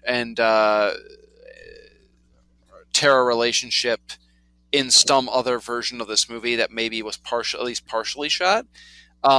Purely because, like, why were they tying up? Why were the killers tying Amber up at the end? You notice that she was tied up in tape, like Sydney's dad was in the first movie, like in a closet towards the end of the movie. Like that, like they had her. They didn't kill her. She was like, but the plan wasn't. The plan wasn't to frame her for the murders. The plan was to frame Sam. So why was Tara tied up in a closet? It just didn't make sense. Like. There are a couple of things in the third act, and I think we'll get into them when we get into the killers that don't make a lot of sense. Yeah, when you look at it, or at least they don't after a first viewing don't make a lot of sense to me. Yeah. Let's get to Sam real quick and finish out this group. Sam is the older sister of Tara. She moved away from Woodsboro after she learned that her father was Billy Loomis. Holy shit! We'll get to Ghost Billy. No, I'm going to let you cut loose on that because but she's attacked by Ghostface Killer. Not the rapper once again, and she lists the help of Dewey. I am not pronouncing things well to solve the killings. So Melissa Barrera, I'll start real quick. This is the one I think we talked. I'm not in love with the performance at times until I think we get near the end and she starts to show a bit of an edge, and I think that's when I think she shines in this role. Yep.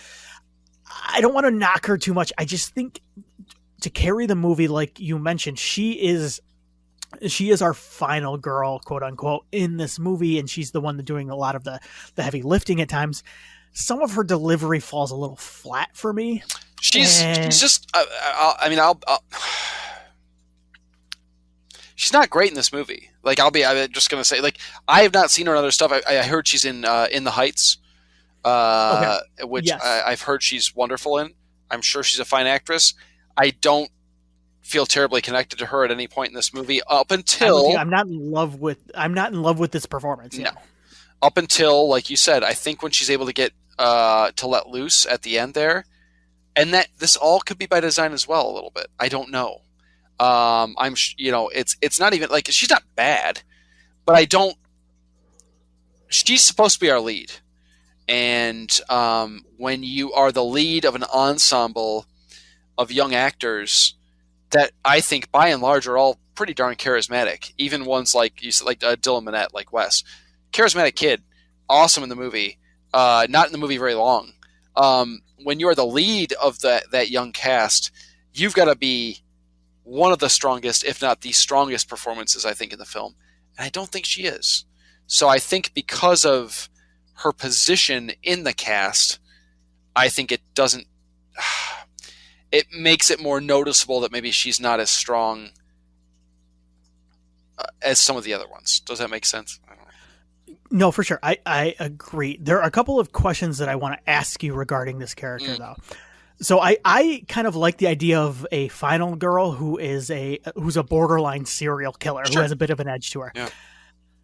What did you think of the Billy reveal? I think it makes sense in some ways, but I want to get your take on it, and then I'll go. What do you think? Because she's the daughter of Billy Loomis. Yeah. And it's revealed she's kind of she's the illegitimate daughter of Billy Loomis. What do you think of that? There were rumors about this for a long time that this was going to be a thing in the movie. I was happy it wasn't a twist, because it really wasn't. I think they could have done some sort of like save it for the third act and make it a big reveal thing. I'm really happy they didn't. I'm happy they just kind of pulled the Band-Aid off and made it just kind of part of her character for the most part. I didn't have an issue with it. I mean, I could see, in terms of like from a plot perspective, yeah, I could see Billy sleeping around when he was a teenager. If you watch that first movie, excuse me, I sneezed. If you watch that first movie, you can actually see there's a scene of him in the video store before when Randy's talking to Stu, and he's in the background and he's like chit-chatting with a couple girls, like really flirtatiously before he's revealed as a killer, where you kind of go like, damn, Billy, like, come on, dude, show some tact. And there's the scene too where he calls her out for not having sex with him, where he calls Sydney out in Scream 1 for not having sex, and you could take that one of two ways. And I think you and I have taken it, and a lot of people have taken it as him trying to take her virginity so like she could be killed by the rules, or you can take it as a guy who's sexually frustrated and wants to have sex, and maybe he has fooled around on her for this reason. Exactly. And now that we see the plot of this movie, maybe we know a little bit more about that, right? We have a little more insight into his mindset. Or it could be both. Yeah, it could be, honestly, it's probably both. So I have no problem with the twist itself by any means. Cool with it. It's not even a twist necessarily. Ghost Billy is a thing. I recognize he's not a ghost. I believe you recognize the same thing. This is not the spirit of Billy Loomis possessing something. This is all of Sam's fears / perhaps innate psychological issues taking shape and physical form as Billy Loomis, as an approximation of what she would think Billy Loomis would be. Now, I've heard people complain, oh, why is he dressed like he was the finale of Scream? Well, she's seen the Stab movies. Right. So she's probably seen pictures of the actual Billy Loomis. She's seen the Stab film, which seems like it was pretty straightforward in terms of adapting the first Scream movie. So she's gotten a mental approximation of what her father would look like at the time that he was killed, right? And I can buy that, and I'm cool with that. So I think people complaining about that are just being a little bit too, I don't know, frustrated by the whole thing. I was shocked that Skeet was involved in any way, shape, or form in this movie. I was certainly shocked by what they did with his character. I mean, he's popping up in rearview mirrors of cars and winking at her and telling her to go cut some fucking throats. I was taken aback by it, and for a while there, for days after having seen it, I went, did I like that? Right. Because it does feel, with the exception of Sydney seeing visions of her mother in 3, it felt very out of place and out of character for this series. And it felt very like we just wanted to get Skeet back to go, hey guys, we love the series. Look, we got Skeet back. And I still think some of that is true. But the more I think about it, the more I'm okay with it. If I'm being honest. Because we do have now a final girl with an edge, right? And I think that we could go some interesting avenues with that. I don't just want to make her a killer because I feel like that's the boring and the easy way out. Yeah. But I would love a final girl that is maybe one of two things. Either Sam as aggressively pursuing the Ghostface killer as they are pursuing her or her sister or whoever. I like the idea of that. A final girl who's on the offensive, who's like, I'm going to catch this fucker in the act and like, I'm going to show him what a real killer's like, kind of thing, like that edge. Or I like the idea of a future Ghostface trying to tempt her into not just trying to kill her or her friends, but trying to tempt her and turn her. Does that make sense? Yes. To play games with her to make her feed into her darker instincts that perhaps she inherited from her father. And I think you could bring Skeet back again and have some fun with that, with being kind of the devil on her shoulder again. So the more I thought about it, the more I was willing to forgive some of my apprehension. But anyway, I want to hear you talk about Skeet Ghost. So I had one more question on you with Sam, though. Yeah. So they don't show her parents for a reason. Right. Nikki mentioned this, interestingly enough. Yep. So what did Nikki think? What do you and Nikki think of where her parents are? What we might see of them in the future? So the immediate thought that Nikki had, and I didn't think anything of it. I'll be honest. Like I didn't even notice the fact we didn't see her mom. I just, she's in Europe and she can't get back to the States yet. Okay, fine, sure. Maybe I'm thinking COVID times, like travel's tough. But not even not even Scream can escape. Travels, no. But Nikki's like, I wonder who her mom is. And I'm like, oh shit, you're right. Like okay, I didn't even think about that. And I started like thumbing through my like Rolodex of like Scream characters that could pop back up as the mom. And I don't think there's like a returning character that it could be. And I think you would probably agree. I don't think there's anybody that makes sense to have as like the mom. But what Nikki did bring up that I really liked was that like whoever their mom is should factor in some way into whatever the next film, the thrust of the next film, whatever that is, the motive, sure. And I think that I think she's onto something like that, and I think you're onto something like that. I think there's potential there to use that as a jumping off point for whatever the next round of Ghostface killings is. So I agree. I think there's a reason that they go and dive deep into their backstory in this. Yeah. But I don't think it's not distracting. Like it's no.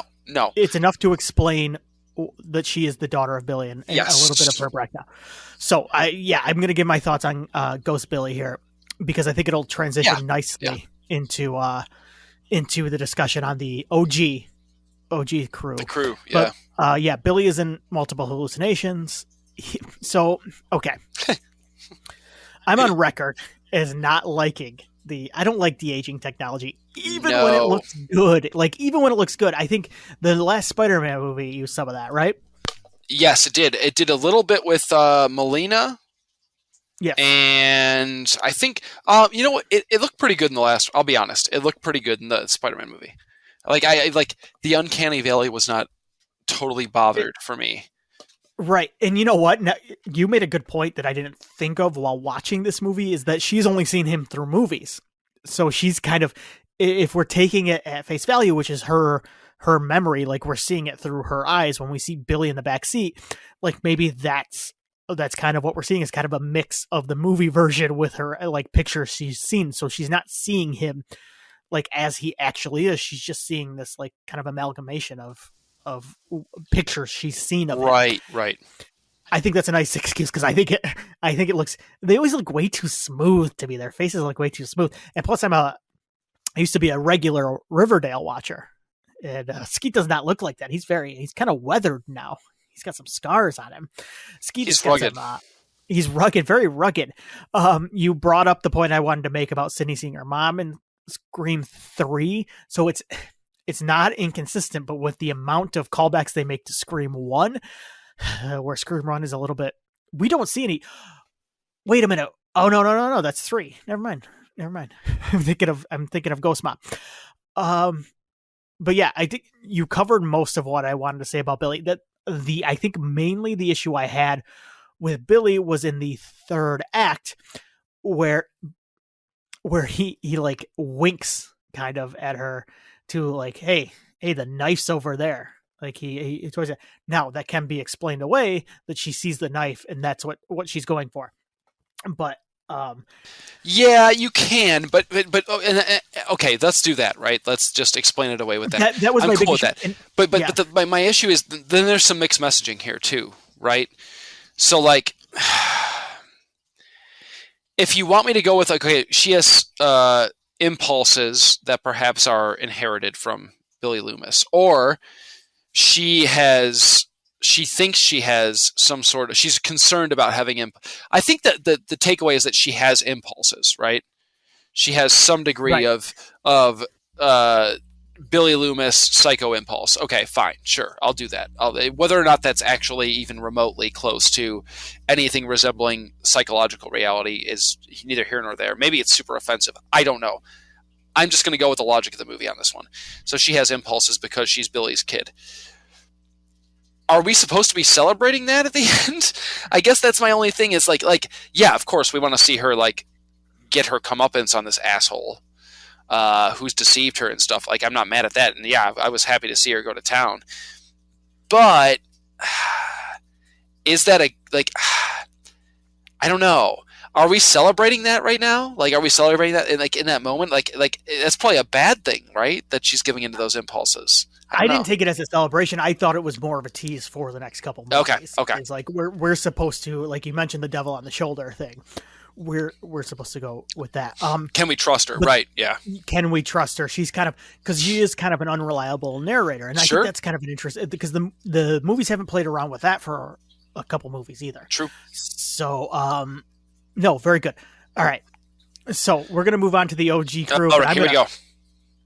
Hey Willie, I texted you just a second ago. I'm gonna pause this for a second if you don't mind. I have to go to the bathroom. No worries, pal. All right, I'll be back in a minute. All right, the OG crew. This is Dewey, Sydney, and Gail. The trio. Let's start with Gail since the events of Gail and Dewey are divorced. She lives in New York. She's got her own morning show.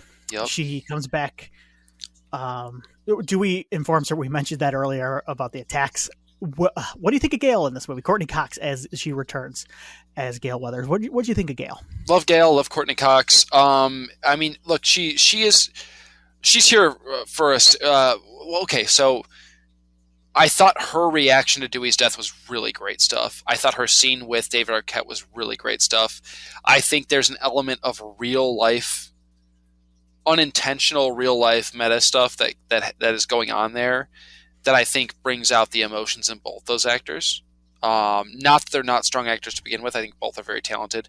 But I think there is an element there. The scene they share together, I think, is really...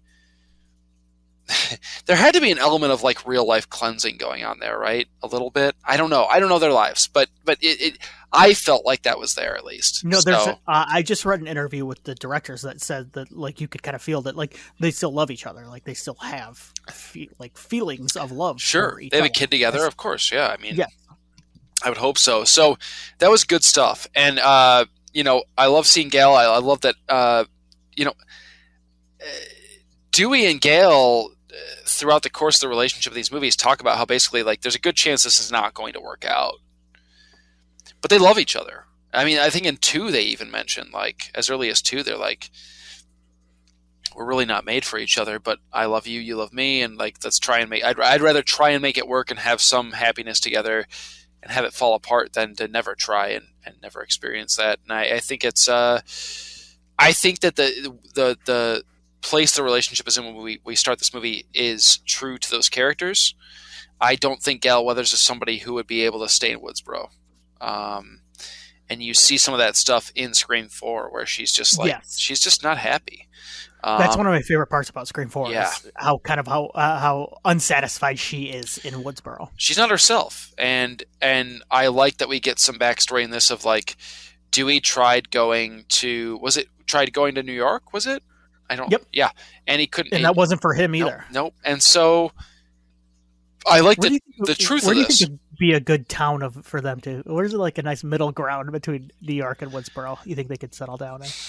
They could probably do like a suburb of Chicago, right? Like Gail could do like Haddonfield. Yeah, Haddonfield. Yeah, there you go. Yeah, they'd be all right in like a suburb of Chicago because Gal could it might not be as big time as New York or L.A., right? But she could still have some pretty good, you know, pretty serious reporting going on in a big city like Chicago.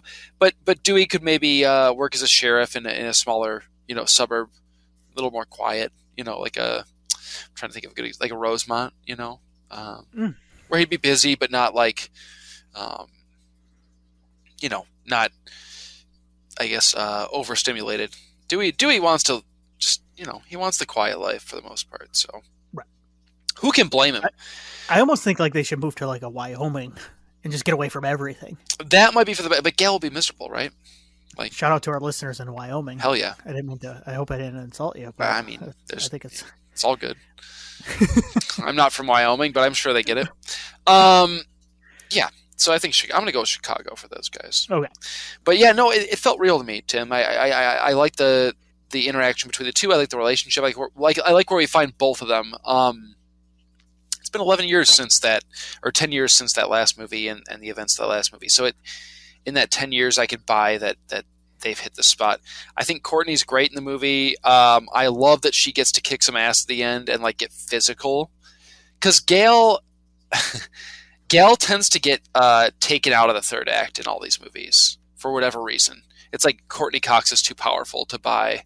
She's like Patrick Stewart in the X-Men movies. You have to take him out of the third act because nobody can buy that he can't handle himself. Same with Gail. So like the first movie, she's kind of gets knocked unconscious like 2 times. The second movie, she's shot and then falls into an orchestra pit for a while. The third movie, she's tied to a chair for most of the third act. The fourth movie, she spends in the hospital. So this one is the first time where she gets to like whoop some ass at the end. So I was really psyched about that. And she whoops some ass, like, and deservedly so. One of the things I loved about this movie, and I loved about the third act in particular, is like how they kind of like there's a been there, done that with. Oh, I love it so much. They're so tired of it. They're so like they roll their eyes. That stuff is great. It's great. They're so fucking over it. They roll up to that house, dude, together. What a great representation of middle age. It's totally. I get it more and more. Like they roll up to that house, and Amber runs out screaming, and they immediately are like, "This is probably a trap, right?" And they're like, "Yeah." And then I do love Amber's reaction of like, "Fuck it," and she just starts shooting. Like, because both generations are smart enough to figure it out. Yeah, exactly. They are. Yeah, one is smart enough through experience, right? Through having been through this a bunch of times. The other one has done their homework. So, that is really cool. And certainly less cynical than Scream 4. Yeah, no, it's. I love that Gal gets to kick some ass. I love that she's savvy to this. She's kind of over it. The only reason that her and Sydney are here at this point are to avenge Dewey. That's it. There's no personal stake in it. They obviously don't want to see people die, but they're not about like the only thing that could bring Sydney back and could keep Gal there at this point is Dewey's death. That's it. And I think that's okay. I think it might be a little bit cynical, but I think that's okay because it is where these characters are at. No, why would I mean, no, I get, yeah, I can see the cynicism thing, but like I'm coming at it from a perspective of like, if I had been through this shit and I was Sydney, right? And I had 2 kids and I was happily married and I've lived for the last decade without any of this bullshit. I'm sorry that this is happening again. But what else can I do? This is like I'm not a cop. I'm in my own life. Yeah, I'm not a cop. I'm not an investigator. I'm trying to live my life. If the cops want to call me and ask me for advice, sure, great, I'll give it to them. But like, I'm not doing this again. I'm done.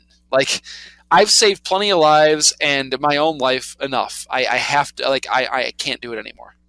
A couple of other things that I want to mention with Gail, and then we'll move on here if you're cool with it. Yeah. I think she is the one that feels a little bit extra when it comes to the plot. Like she's the one that just didn't fit for me. Yeah. I'd agree. This is why she feels, well, I guess maybe not with Dewey, but her arrival in Woodsboro feels extra. That I agree with that. Her it feels like they got the trio back and they had to use them somehow. And so I like the scenes between her and Arquette. I'm okay with the legacy characters kind of be like phasing out of the next movie. I'm okay if we don't see Gale again. I guess the one thing I wanted to point out though with Gale, she has a great joke about her bangs. Yes. Did you catch that? That was good stuff. Her bangs from Scream 3, which are really bad, by the way. They are quite bad, and she's mentioned that many times. So on the Drew Barrymore show, I should mention, which is quite an excellent talk show. What a delight! I will do my own episode on later. All right, so I think I'm going to move on to Sydney next, actually, because I want to save Dewey for last. Sydney is now married. She's a mother of 3 kids. I mean, because who wouldn't want to bring 3 children into the world that she's come up in? Right. Yeah. Yeah. She's moved away from Woodsboro. We see her early in the first act. Dewey calls her, but she doesn't come back until Dewey dies. What do you think of Sydney in this one? If I'm being, I don't have a lot to say about Sydney in this, and that is not a knock on Sydney or Neve Campbell. Sydney is very much there to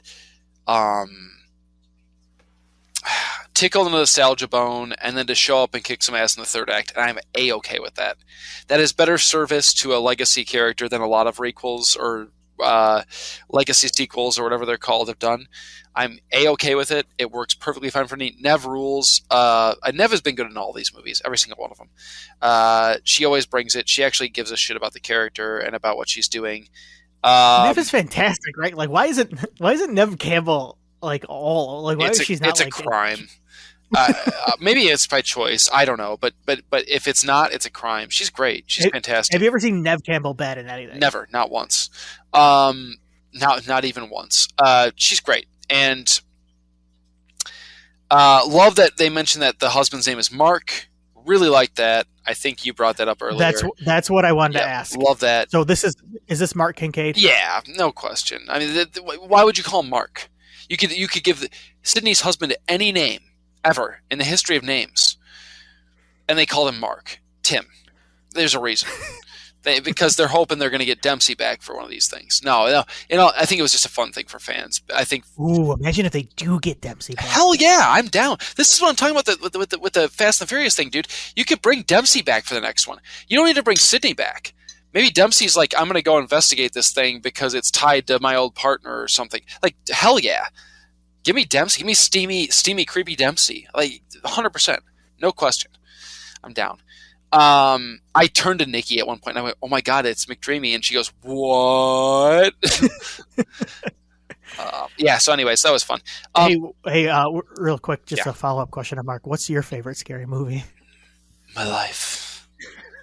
He's the best. Do you think that's what got it? Do you think that's what got it? Do you think that's what turned Neve? Hell yeah. Come on, dude. I got aroused. No, that was fun, and it's obviously I love the fact that she comes back because of Dewey. I think that's fantastic. I've always my only sadness with the way events play out is we don't get a face-to-face scene with Dewey and Neve, or with Dewey and Sydney, and it's fine and it works and it makes sense, but it's too bad that it wasn't able to happen. I would love to see the two, because man, when Dewey shows up in Scream 2 purely out of just caring about Sydney, it's so, like, it tells you everything you need to know about that relationship. Everything. Yeah. It's beautiful. Like the friend, I love Gale and Dewey's relationship, but Dewey and Sydney's is really beautiful. Like there's like just a pure. I don't even know how to describe it. It's from the first movie. It's from him checking on her in the first movie and being protective of her in the first movie, for sure. And there's a connection, I think, for him as a character to his sister through Sydney. You know, unfortunately, Tatum doesn't get mentioned very often in the Scream movies. I think the last time she gets mentioned is Patrick Warburton's character in 3 mentions that his sister died. That's it. But I think it's easy to forget that Dewey had a sister who he had a relationship and a connection with that was murdered in the first Scream movie. And by Billy Loomis, I mean, like if we're really digging into it, I mean, Billy Loomis killed his sister, his little sister. We forget about that, I think, oftentimes, and so Sydney is kind of a connection. I think a tether to that, to his sister, and to the relationship, whatever relationship he had with her, and that the innocence of his sister and everything. So I mean, I love that relationship. I think it's great. So I would have loved to see them together. I understand why it doesn't happen. I think Nev is great in this. I love her tired of this shit stuff. It's so funny. The bit where she's on the phone with the killer and she goes, "I'm bored," and hangs up is the fucking that is the best shit. It's the best. I was sitting in the theater and I was going, "This is the coolest shit I've ever seen." Like, just Nev going like, I am hanging up on you. Like, she doesn't even say that. She goes, "I'm bored," and hangs up. It rules. It rules so hard. It tells you everything you need to know about where the character's been and where she's at currently. It's so sweet. She literally, at this point in the series, her only objective, and she outright states it to Sam's character, is to kill the person that killed Dewey. That's it. That's the only reason she's there. She doesn't care about motive. She doesn't care about a reveal. She's not there for any of that third act bullshit. She's there to put a bullet in the head of whoever killed her friend, and that's it. And I love it so much. So, yeah. A couple of quick bits on Sydney from my end. I love that she, much like Jamie Lee, Laurie Strode in Halloween Kills, I love that she's part of the plan in this one, but she's not the plan, and that's what I mean by comparing her to Laurie Strode. Like, she is not the end-all, be-all in this movie. She's just a cog in the machine, and I dug that. I like the Dewey's death. Oh, I had a couple of questions to ask you. Oh, boy. Just one, actually. How many unknown phone calls have you answered in your life? I don't anymore. If they want to, if it's important, they'll leave a voicemail. Send them. Her and Judy are the only ones that because I could see her answering it just in case. Let them ring though, Tim. Don't hit ignore, because if they pick up, they understand. They do. They know when you hit ignore, and they call you right back. They'll call you back. And who's driving between her and Gail at the end in Woodsboro, to call back to our earlier discussion? I think it was Sydney driving, right? Yes, she should know the roads. She should know the Woodsboro roads. Gail, I could forgive a little bit because she's not from there, but Sydney should know. So that's about it. Yeah, they're not great at navigating together. I mean, it takes them like 10 to 15 minutes to get from the kitchen of Stu's house to the living room in the finale. Like, it takes them a long time to finish whatever they're doing in the kitchen after Amber's lit on fire. Hey, watch me lose half our audience here. Women drivers, huh? Am I right? Here comes my wife. She's about to I think you and I can both agree that we've both been in a car. We've both been in a car with the same male driver, and I think I think you know who I'm talking about. And it's the worst driving experience. So that is 1,000% a joke, because I've been in way worse drives. Yes. All right. Let's move on as soon as possible to quickly. David Arquette as Oh my God, we haven't even talked about Dewey yet. This is it for the OGs. He's retired from the police force. He is divorced from Gail. He lives alone in isolation. He lives alone in a trailer. I believe he's drinking all the time. He finally agrees to help Samantha out. He dies. I think this is Arquette's best performance, and I think he's been great in all of these movies. Yes. I think he's phenomenal here. What do you think? In his limited screen time, he is as good as he's ever been in anything. Arquette rules. I've always thought he was a really great actor, even in non-screen stuff. He's really great in this movie. This is where the second urn comes into play, Tim. See? I remembered. Okay, good. He has if you look in his trailer, he's got Tatum's ashes in an urn in the trailer, which is really cool. Oh, which is really rad, I thought. Really cool. No, it just I had a pretty strong feeling, and I think you did too, that Dewey was done in this one. Between the trailer and just the feeling that we can't do this again without losing one of our original three, and Dewey seemed like the relatively obvious choice, and it was fitting of the character to sacrifice himself. I went in thinking, I don't think Dewey's going to make it, but it still hurt, man. It still hurt, and Even though I remember, yeah, just real quick, I remember the audience reaction oh, in Scream 2 when he survives. dude. Like the audience I was in, and everybody was just so happy. And like to compare it to this one and how down I felt, like it's quite a contrast. It hurt, man. And they didn't just kill him. Like I should say, I went into it expecting like, okay, he's gonna get a dramatic stab, and then he'll fall over and clutching his chest and say a last final word, and that'll be the end of it. But no, Arquette requested a grisly death. Like this was Arquette. He was like, "Kill me, cool. Like if I'm gonna die, make it." Arquette, sweet. who has fought Nick Gage. Yeah, he got a light tube to the throat in real life. Arquette, he was like, "Let's make it sweet. Like let's not, And he's right. He's right. Oh, This is how I wanted to see Dewey go. And honestly, like all around, I wanted to see Dewey save someone, and I want to see him go back, and I wanted to see him get a dramatic death. It's brutal, dude. Right. The two knives, that got me. The two knives and then the slicing up. Oh God, it was grisly. And then he's left in a pool of his own blood. It's grisly, man. He kind of smirks at Ghostface while it's happening, though. I love that. There's that last little bit of like. At least I thought he was smirking or smiling almost. Yeah. There's that last little bit of like, Dewey being Dewey as he goes out. But Arquette's great and the death scene's great. And I love everything about Dewey in this movie. I would read a prequel spin-off comic thing about Dewey hunting down serial killers across the country in his trailer. No question. He will be missed. He's one of my favorite movie characters ever, so it was sad to see him go, even if I expected it. Love that they played the Broken Arrow song a couple times in the score. Loved it. And I had a hard time, not that Dewey died, but digesting the fact that it was the 17-year-old 5'2" girl that was able to not only physically fight against a grown-ass man, even with nerve damage, a grown-ass man. She's like 70 pounds. She's like 70 pounds soaking wet. She gets shot multiple times in the chest, yes, with a flak jacket or a bulletproof vest, but do you understand how horribly that hurts regardless of having a bulletproof vest? They're fucking bullets.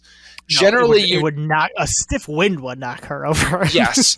And then somehow she's able to overpower and physically like slice through a human being on both ends. That was a hard one to swallow. That was the head. Yeah, that was the head fake I talked about earlier. That didn't make any sense. If you really, because it has to be her, right? No, she says it was her. Like yeah. You're right. Yeah. It has to be because straight up the other killer is in the elevator watching it happen and not doing anything to help, which I guess should have been a giveaway, but it wasn't. So it has to be her, and she straight up takes credit for it at the end. And I love the bit of like it's an honor and stuff like that. That was really cool and creepy. And that shot of Ghostface with a knife in each hand standing over Dewey's body is like probably the best shot in this movie and one of the best shots in Scream. Like it's really good. However, when the reveal happens, I immediately when Dewey was killed, I went, okay. So whoever that, because Richie was on the suspect list at that point because he's the boyfriend, and I immediately went, they keep tagging the boyfriend as don't trust the boyfriend, so I went, okay, it's going to be the boyfriend, right? Like my brain went there. So he was on, and then he obviously didn't kill Dewey because he was in the elevator, but it was somebody physically strong enough to kill Dewey in that situation. I went, okay, so the other killer is going to be another guy, and then it's revealed, and I went, okay. All right, cool. Yeah, whatever. I try not to be that way, but that was a hard one for me to maybe it's because it's Dewey getting killed. Maybe that's part of it. Is I had a hard time suspending my disbelief because I'm like, if somebody's going to kill Dewey, it better make sense, And for me, we'll get into it. Anyway, what do you got about Dewey, man? Dewey rules. I kind of wish this, as far as returning characters go, and the thing is, like, as I think about it more, and as I look back on it, some people may have felt cheated by this, but I kind of wish this were just Dewey's movie. I wish that Gail and Sidney kind of weren't in it in some ways. And this is kind of there is a part of me that wished Scream 4 didn't exist during this movie, especially when they go back at the end and they kind of and they talk to each other, and then the two characters meet up outside the house, and we see the house for this time. We haven't seen them in a while. There's part of me that wishes that. I kind of wish it was just Dewey, and this was the story about Dewey's sacrifice for Woodsboro and for the next generation, because it still is. I wish it were just focused mainly on him. I think this movie gets Dewey the best of the original three characters, and I think they're the most comfortable with him. I think his text to Gail we mentioned earlier is a highlight. It's classic Dewey. He has a line in here that says, where he says, "Maybe you are Ghostface because that cut deep." It's so good. His death scene it feels like the movie and the filmmakers and the new cast and all of that. That feels like the torch passing moment to me. That feels like them taking ownership of it, because it is the end of maybe our favorite character. Yeah. A lot of people, like a fan favorite character. Yeah. Everybody loves Dewey. And it's not that people don't love Sidney and Gale. It's just Dewey is so damn likable all the time. And part of the reason he is such a good character is because he's a good person, and he would do what he does. So, but it's also the all bets are off moment. And that I think it's necessary too, because it kind of builds from Judy to Dewey, where Judy dies first and then Dewey, and you go, well, everything's on the table at this point. And I think it's really smart and really clever what the movie does. It is. You're right. It adds tension.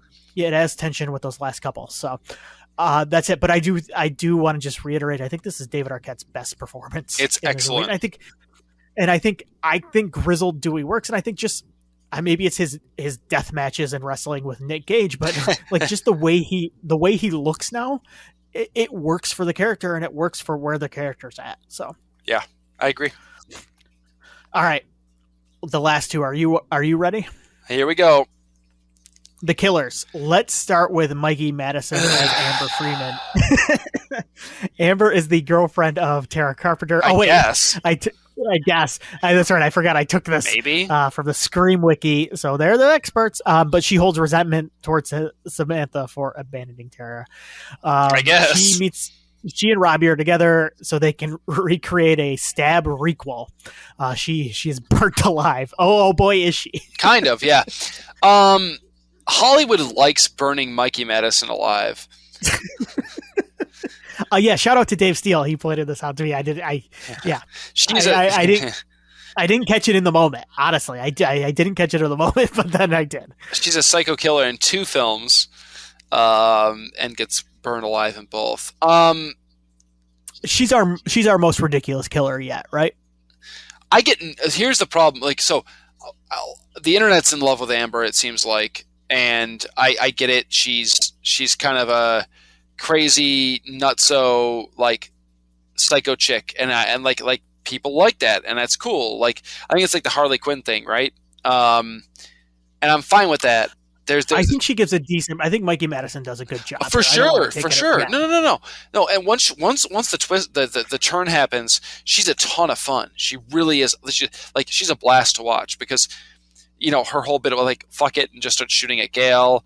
Her reveal where she just shoots Liv in the head. Like, I love that stuff. Like, she cuts to the chase. I like that.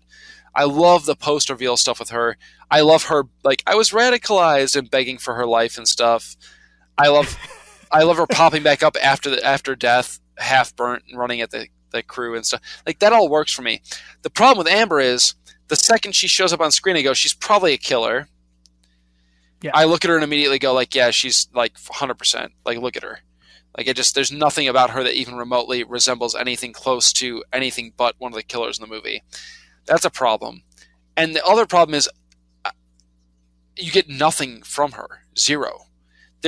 I get nothing from Amber whatsoever up until she's revealed as the killer. Does she have dialogue? Yes. Does she interact with other characters? Sure. She has a moment actually with Richie, funny enough, in the hospital where they start accusing each other of not having good alibis. When you look back on it on a second viewing, yeah, I'll probably go, okay, that's cute and clever, and I can see more. Maybe I'll get more from her on a second viewing knowing the twist, right? But as far as a first viewing, I remember thinking, like, she's either a killer or like a lazy. She's either going to be a lazy killer reveal or a lazy red herring. Like there's no in between. Like I get nothing. So sorry, but Mikey Madison's fine, and she's really fun once the reveal comes. But like the Amber character, I get nothing. Maybe you've got more than me, but I get nothing. So yeah, she's good. I'm with you.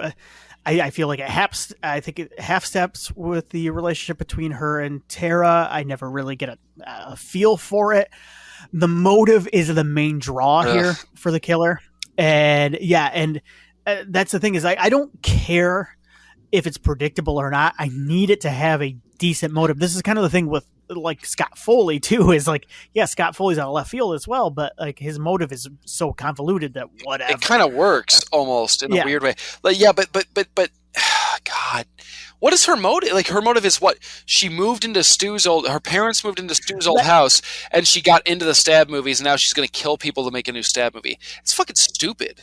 I think I misspoke earlier. Yeah, when I said she had a connection to Stu, but she doesn't really have a connection to Stu outside of moving into his house and discovering the stab movies because they happened. The first one happened to take place at the house. Like that. It doesn't. One of the two here needs to have that personal connection. Somebody does, and I don't. She's the one that feels like she is the one that has been quote unquote radicalized by the internet, but like there needs to be a reason behind this. It can't just be too. I don't know. I wish the movie did its work. I wish that because even when I try to connect it to, so like there are people on YouTube and on social media, and it's been building for a long time. You and I have watched this as someone. Sure. I've tried to disconnect a lot of from being online, so maybe I'm not up to things. But you and I have seen a lot of people operate in bad faith when it comes to, I don't know, like even people either being, I don't want to use the word woke. Sure. Because I hate it. Well, I know, but like there are people using it in bad faith on both sides of it too. True. So I think that is what the movie is trying to, because it is an issue in fandom. Yeah. I just wish the movie did the work to connect it to those real world things we're seeing, because we have seen those we have seen people radicalized in these ways in about the last year. I can think of an incident a year ago where a bunch of people worked each other up in some ways on the internet and did something very bad. Yeah. And they do cute stuff here, Tim. They do, Ryan Johnson directed Stab 8. Okay, cool. That's fun. That's cute. That's meta. I get it. But I never anticipated that the motive had every opportunity to be tied into the events of that first Scream movie, based around the fact that the killings were all patterned or connected to survivors of previous events. Like, okay, cool. So now my head, and then it was, no, just kidding. Remember all those jokes we made about how the Stab franchise has gotten crappy? That's why they're killing people. And I go, oh, what? Yeah, that sucks. And that's where that's it. And that's the part of the motive I don't like, because it feels like a circle jerk. It does. And it feels like so nobody actually in the real world could even tell you who, like outside of like film Twitter or people on Twitter, and I'll just say Twitter because that's what it is. Nobody knows who Ryan Johnson is. No. Like nobody knows that he directed The Last Jedi. That's just stuff on Twitter that people think that everybody knows, and it's just because people get worked up. Nobody knows that, and nobody cares in the real world about The Last Jedi or the online reaction. Everybody's forgotten about that shit. It's over. Everybody has forgotten about it, and then if you do care about it, you get The Rise of Skywalker, which is even worse. So, and that's what I think, and that's obviously what the movie's commenting on, and I'm fine with that to a certain extent. Right, but I knocked over my mic. It's all right. But it can't be the only thing, and I think that's what you and I are going for. Is like it can't be the only reason behind people killing these people. And what I did, it's not similar to 4. The more I think about it, because No, four is Jill wants to be famous. She wants to be internet famous. Yes, and she wants to be Paris Hilton. Yep. She wants to be blah blah blah. And she's annoyed with the fact that Sydney's been overshadowing her entire family tree her entire life because she happened to survive serial killings, and so she wants her shot at that.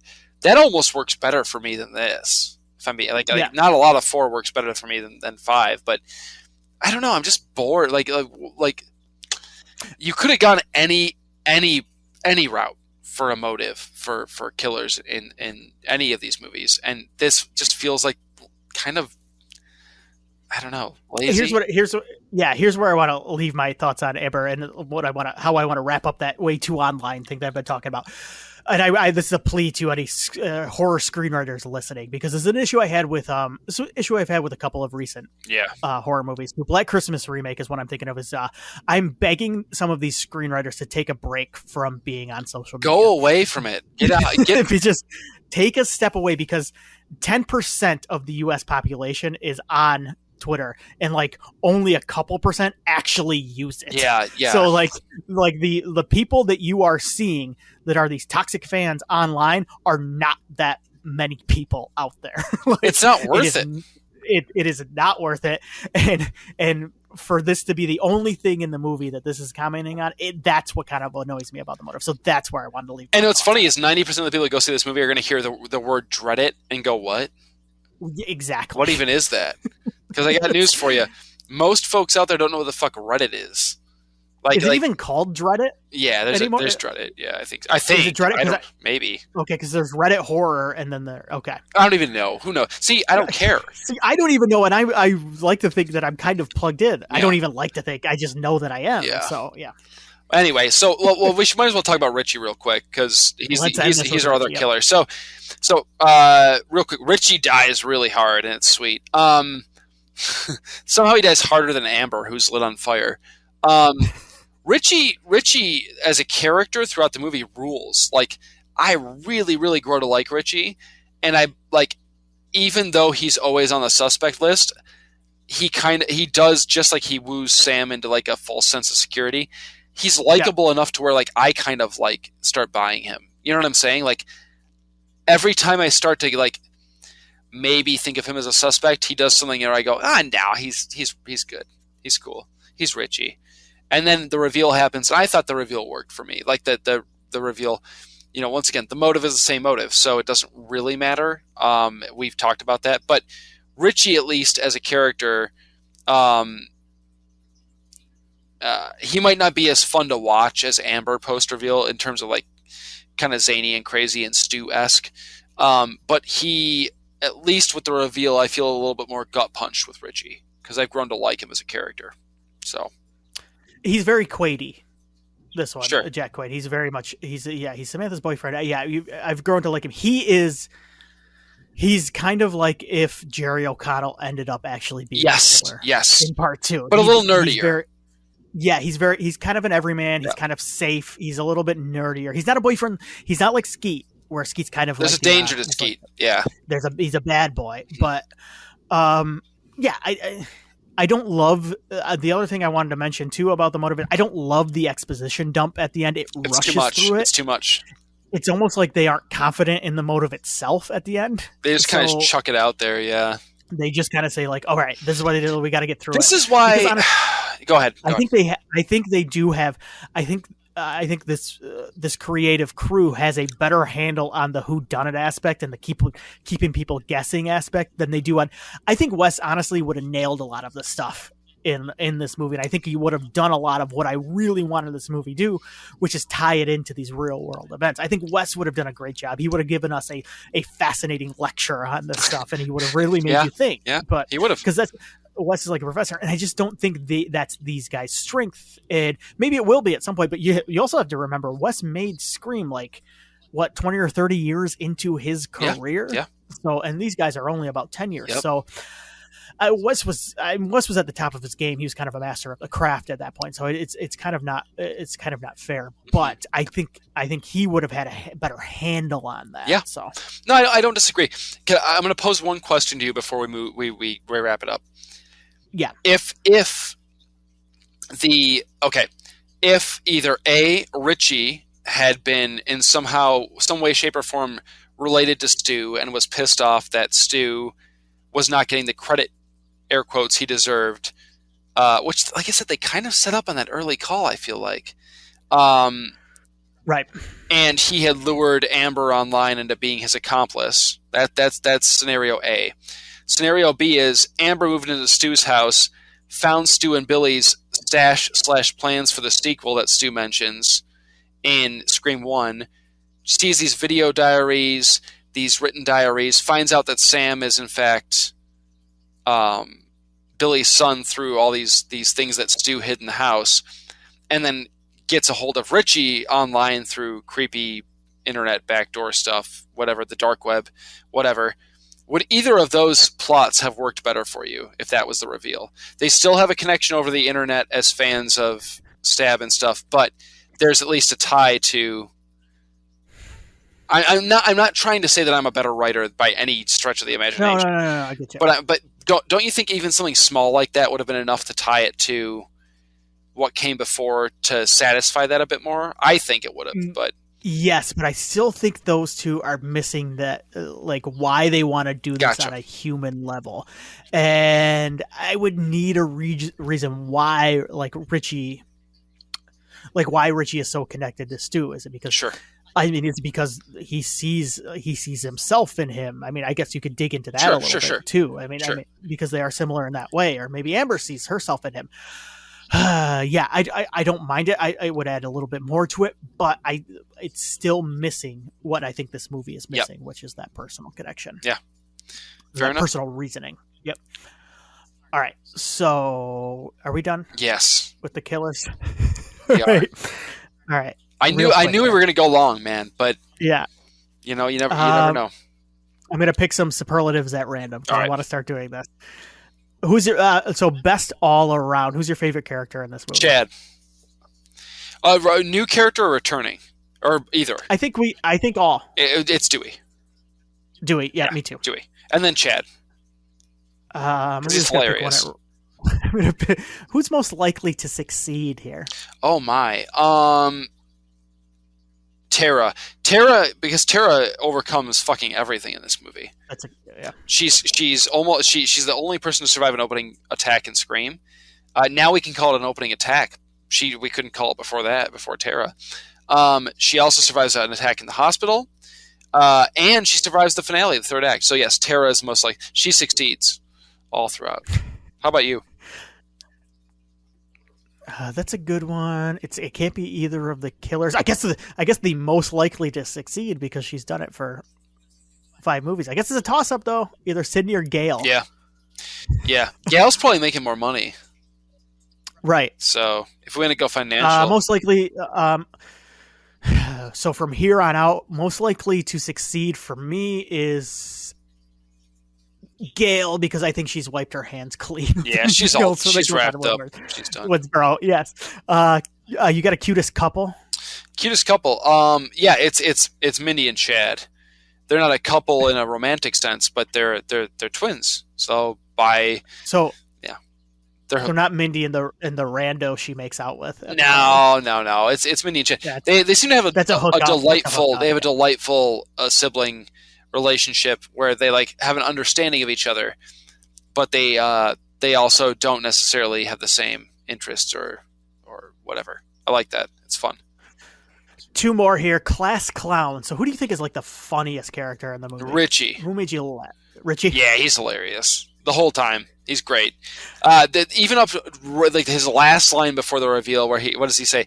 Well, first he goes, "Oh shit, it's Ghostface," and then they fall down the stairs. And he's hobbling to go get the gun, and he goes, "It'd be a lot easier if you didn't shoot me in the leg." That's really funny. He's really good. Jack Quaid's really funny. Yeah, he's one I might pick up a little more on repeat viewings. I'm gonna go with Vince, because Vince, he's for whatever hilarious. reason, I laughed every time Vince was on screen. And so finally, what's the one I wanted to go with here? Who do you got for most opinionated? Most opinionated. Oh my. This is a tough one, right? Yeah, this is kind of tough. My choice is Richie, because he's obviously he's Mr. Online. Man, even to the end too. He goes, "What about my ending?" Right. Yeah, I mean, he's like been stabbed 17 times. What about my ending? Yeah, he's up there. Mindy's pretty opinionated too. I like Mindy, but Yeah, she's got a very her very defined way of looking at life and how to navigate how to navigate this movie. And if you break those rules, then you're screwed. So I'll go Mindy, but Richie's pretty. Yeah, Richie's a rough fellow. Excellent. All right, let's call it there. I mainly wanted to do this with you so I could throw up a short clip on YouTube. Yes, good stuff. Yeah, you gotta break it out. You gotta get some content. I love it. There. Yeah, we're all looking for content. That's it. Oh, Willie, we're clocking in at 2.5 hours here. So I think we did a great job covering this one, like we said we would. Any final thoughts before we move on here? Lots of fun. If you haven't seen it, shame on you for listening to us spoil it for you. Maniacs. Also, go see it. Or wait, I guess, until it's on Paramount Plus, whatever. But see it, because it's fun. And I want to see a sixth one. I'm excited. I think, would you agree? I'm excited for wherever we go from here.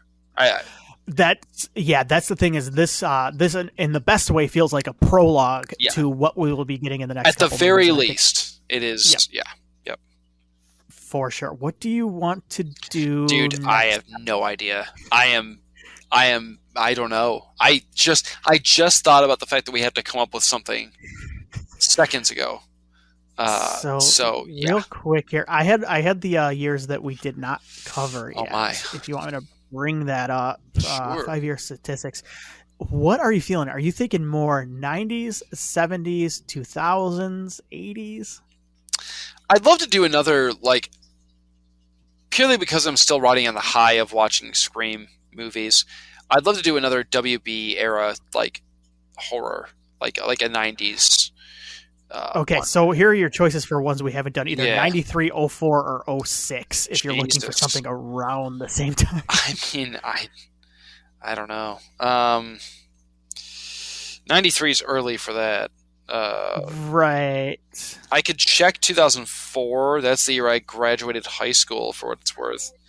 My wife has joined us. This is Sir saying, "Hello, wife. Pick a movie." Yes. Amy has joined us here. She's like, so 2004, we could do. So I'm looking at 2004. Oh no! Should we do Cursed? Cursed, Shaun of the Dead, Anacondas, a Resident Evil Apocalypse, Night Watch, AVP, which I think we've kind of done. I don't want to do AVP. Shudder, which I believe is the Joshua Jackson version of Shudder. Okay. I think The Grudge. Any of these jumping out at you? That's 2004. Not particularly. You said you wanted to do. I guess we don't have to do one we haven't done. You said you wanted to do a WB era. Let's look at 99. I mean, have we done Urban Legend at this point on the show? I think we have, but yeah, we have. You know what we could do? A little bit of shout out to Betty White. We could do Lake Placid if you want. Yes, let's do it. I love it. Okay, I'm totally down. I've been meaning to watch Lake Placid. Maybe I'll even go crazy and watch all the shitty sequels. There's like 7 of them. Let's plan on doing Lake Placid next time. There's even a Lake Placid versus Anaconda. Like a boa. Yeah. Yep. It's Anaconda versus Lake Placid, so I'll watch that too.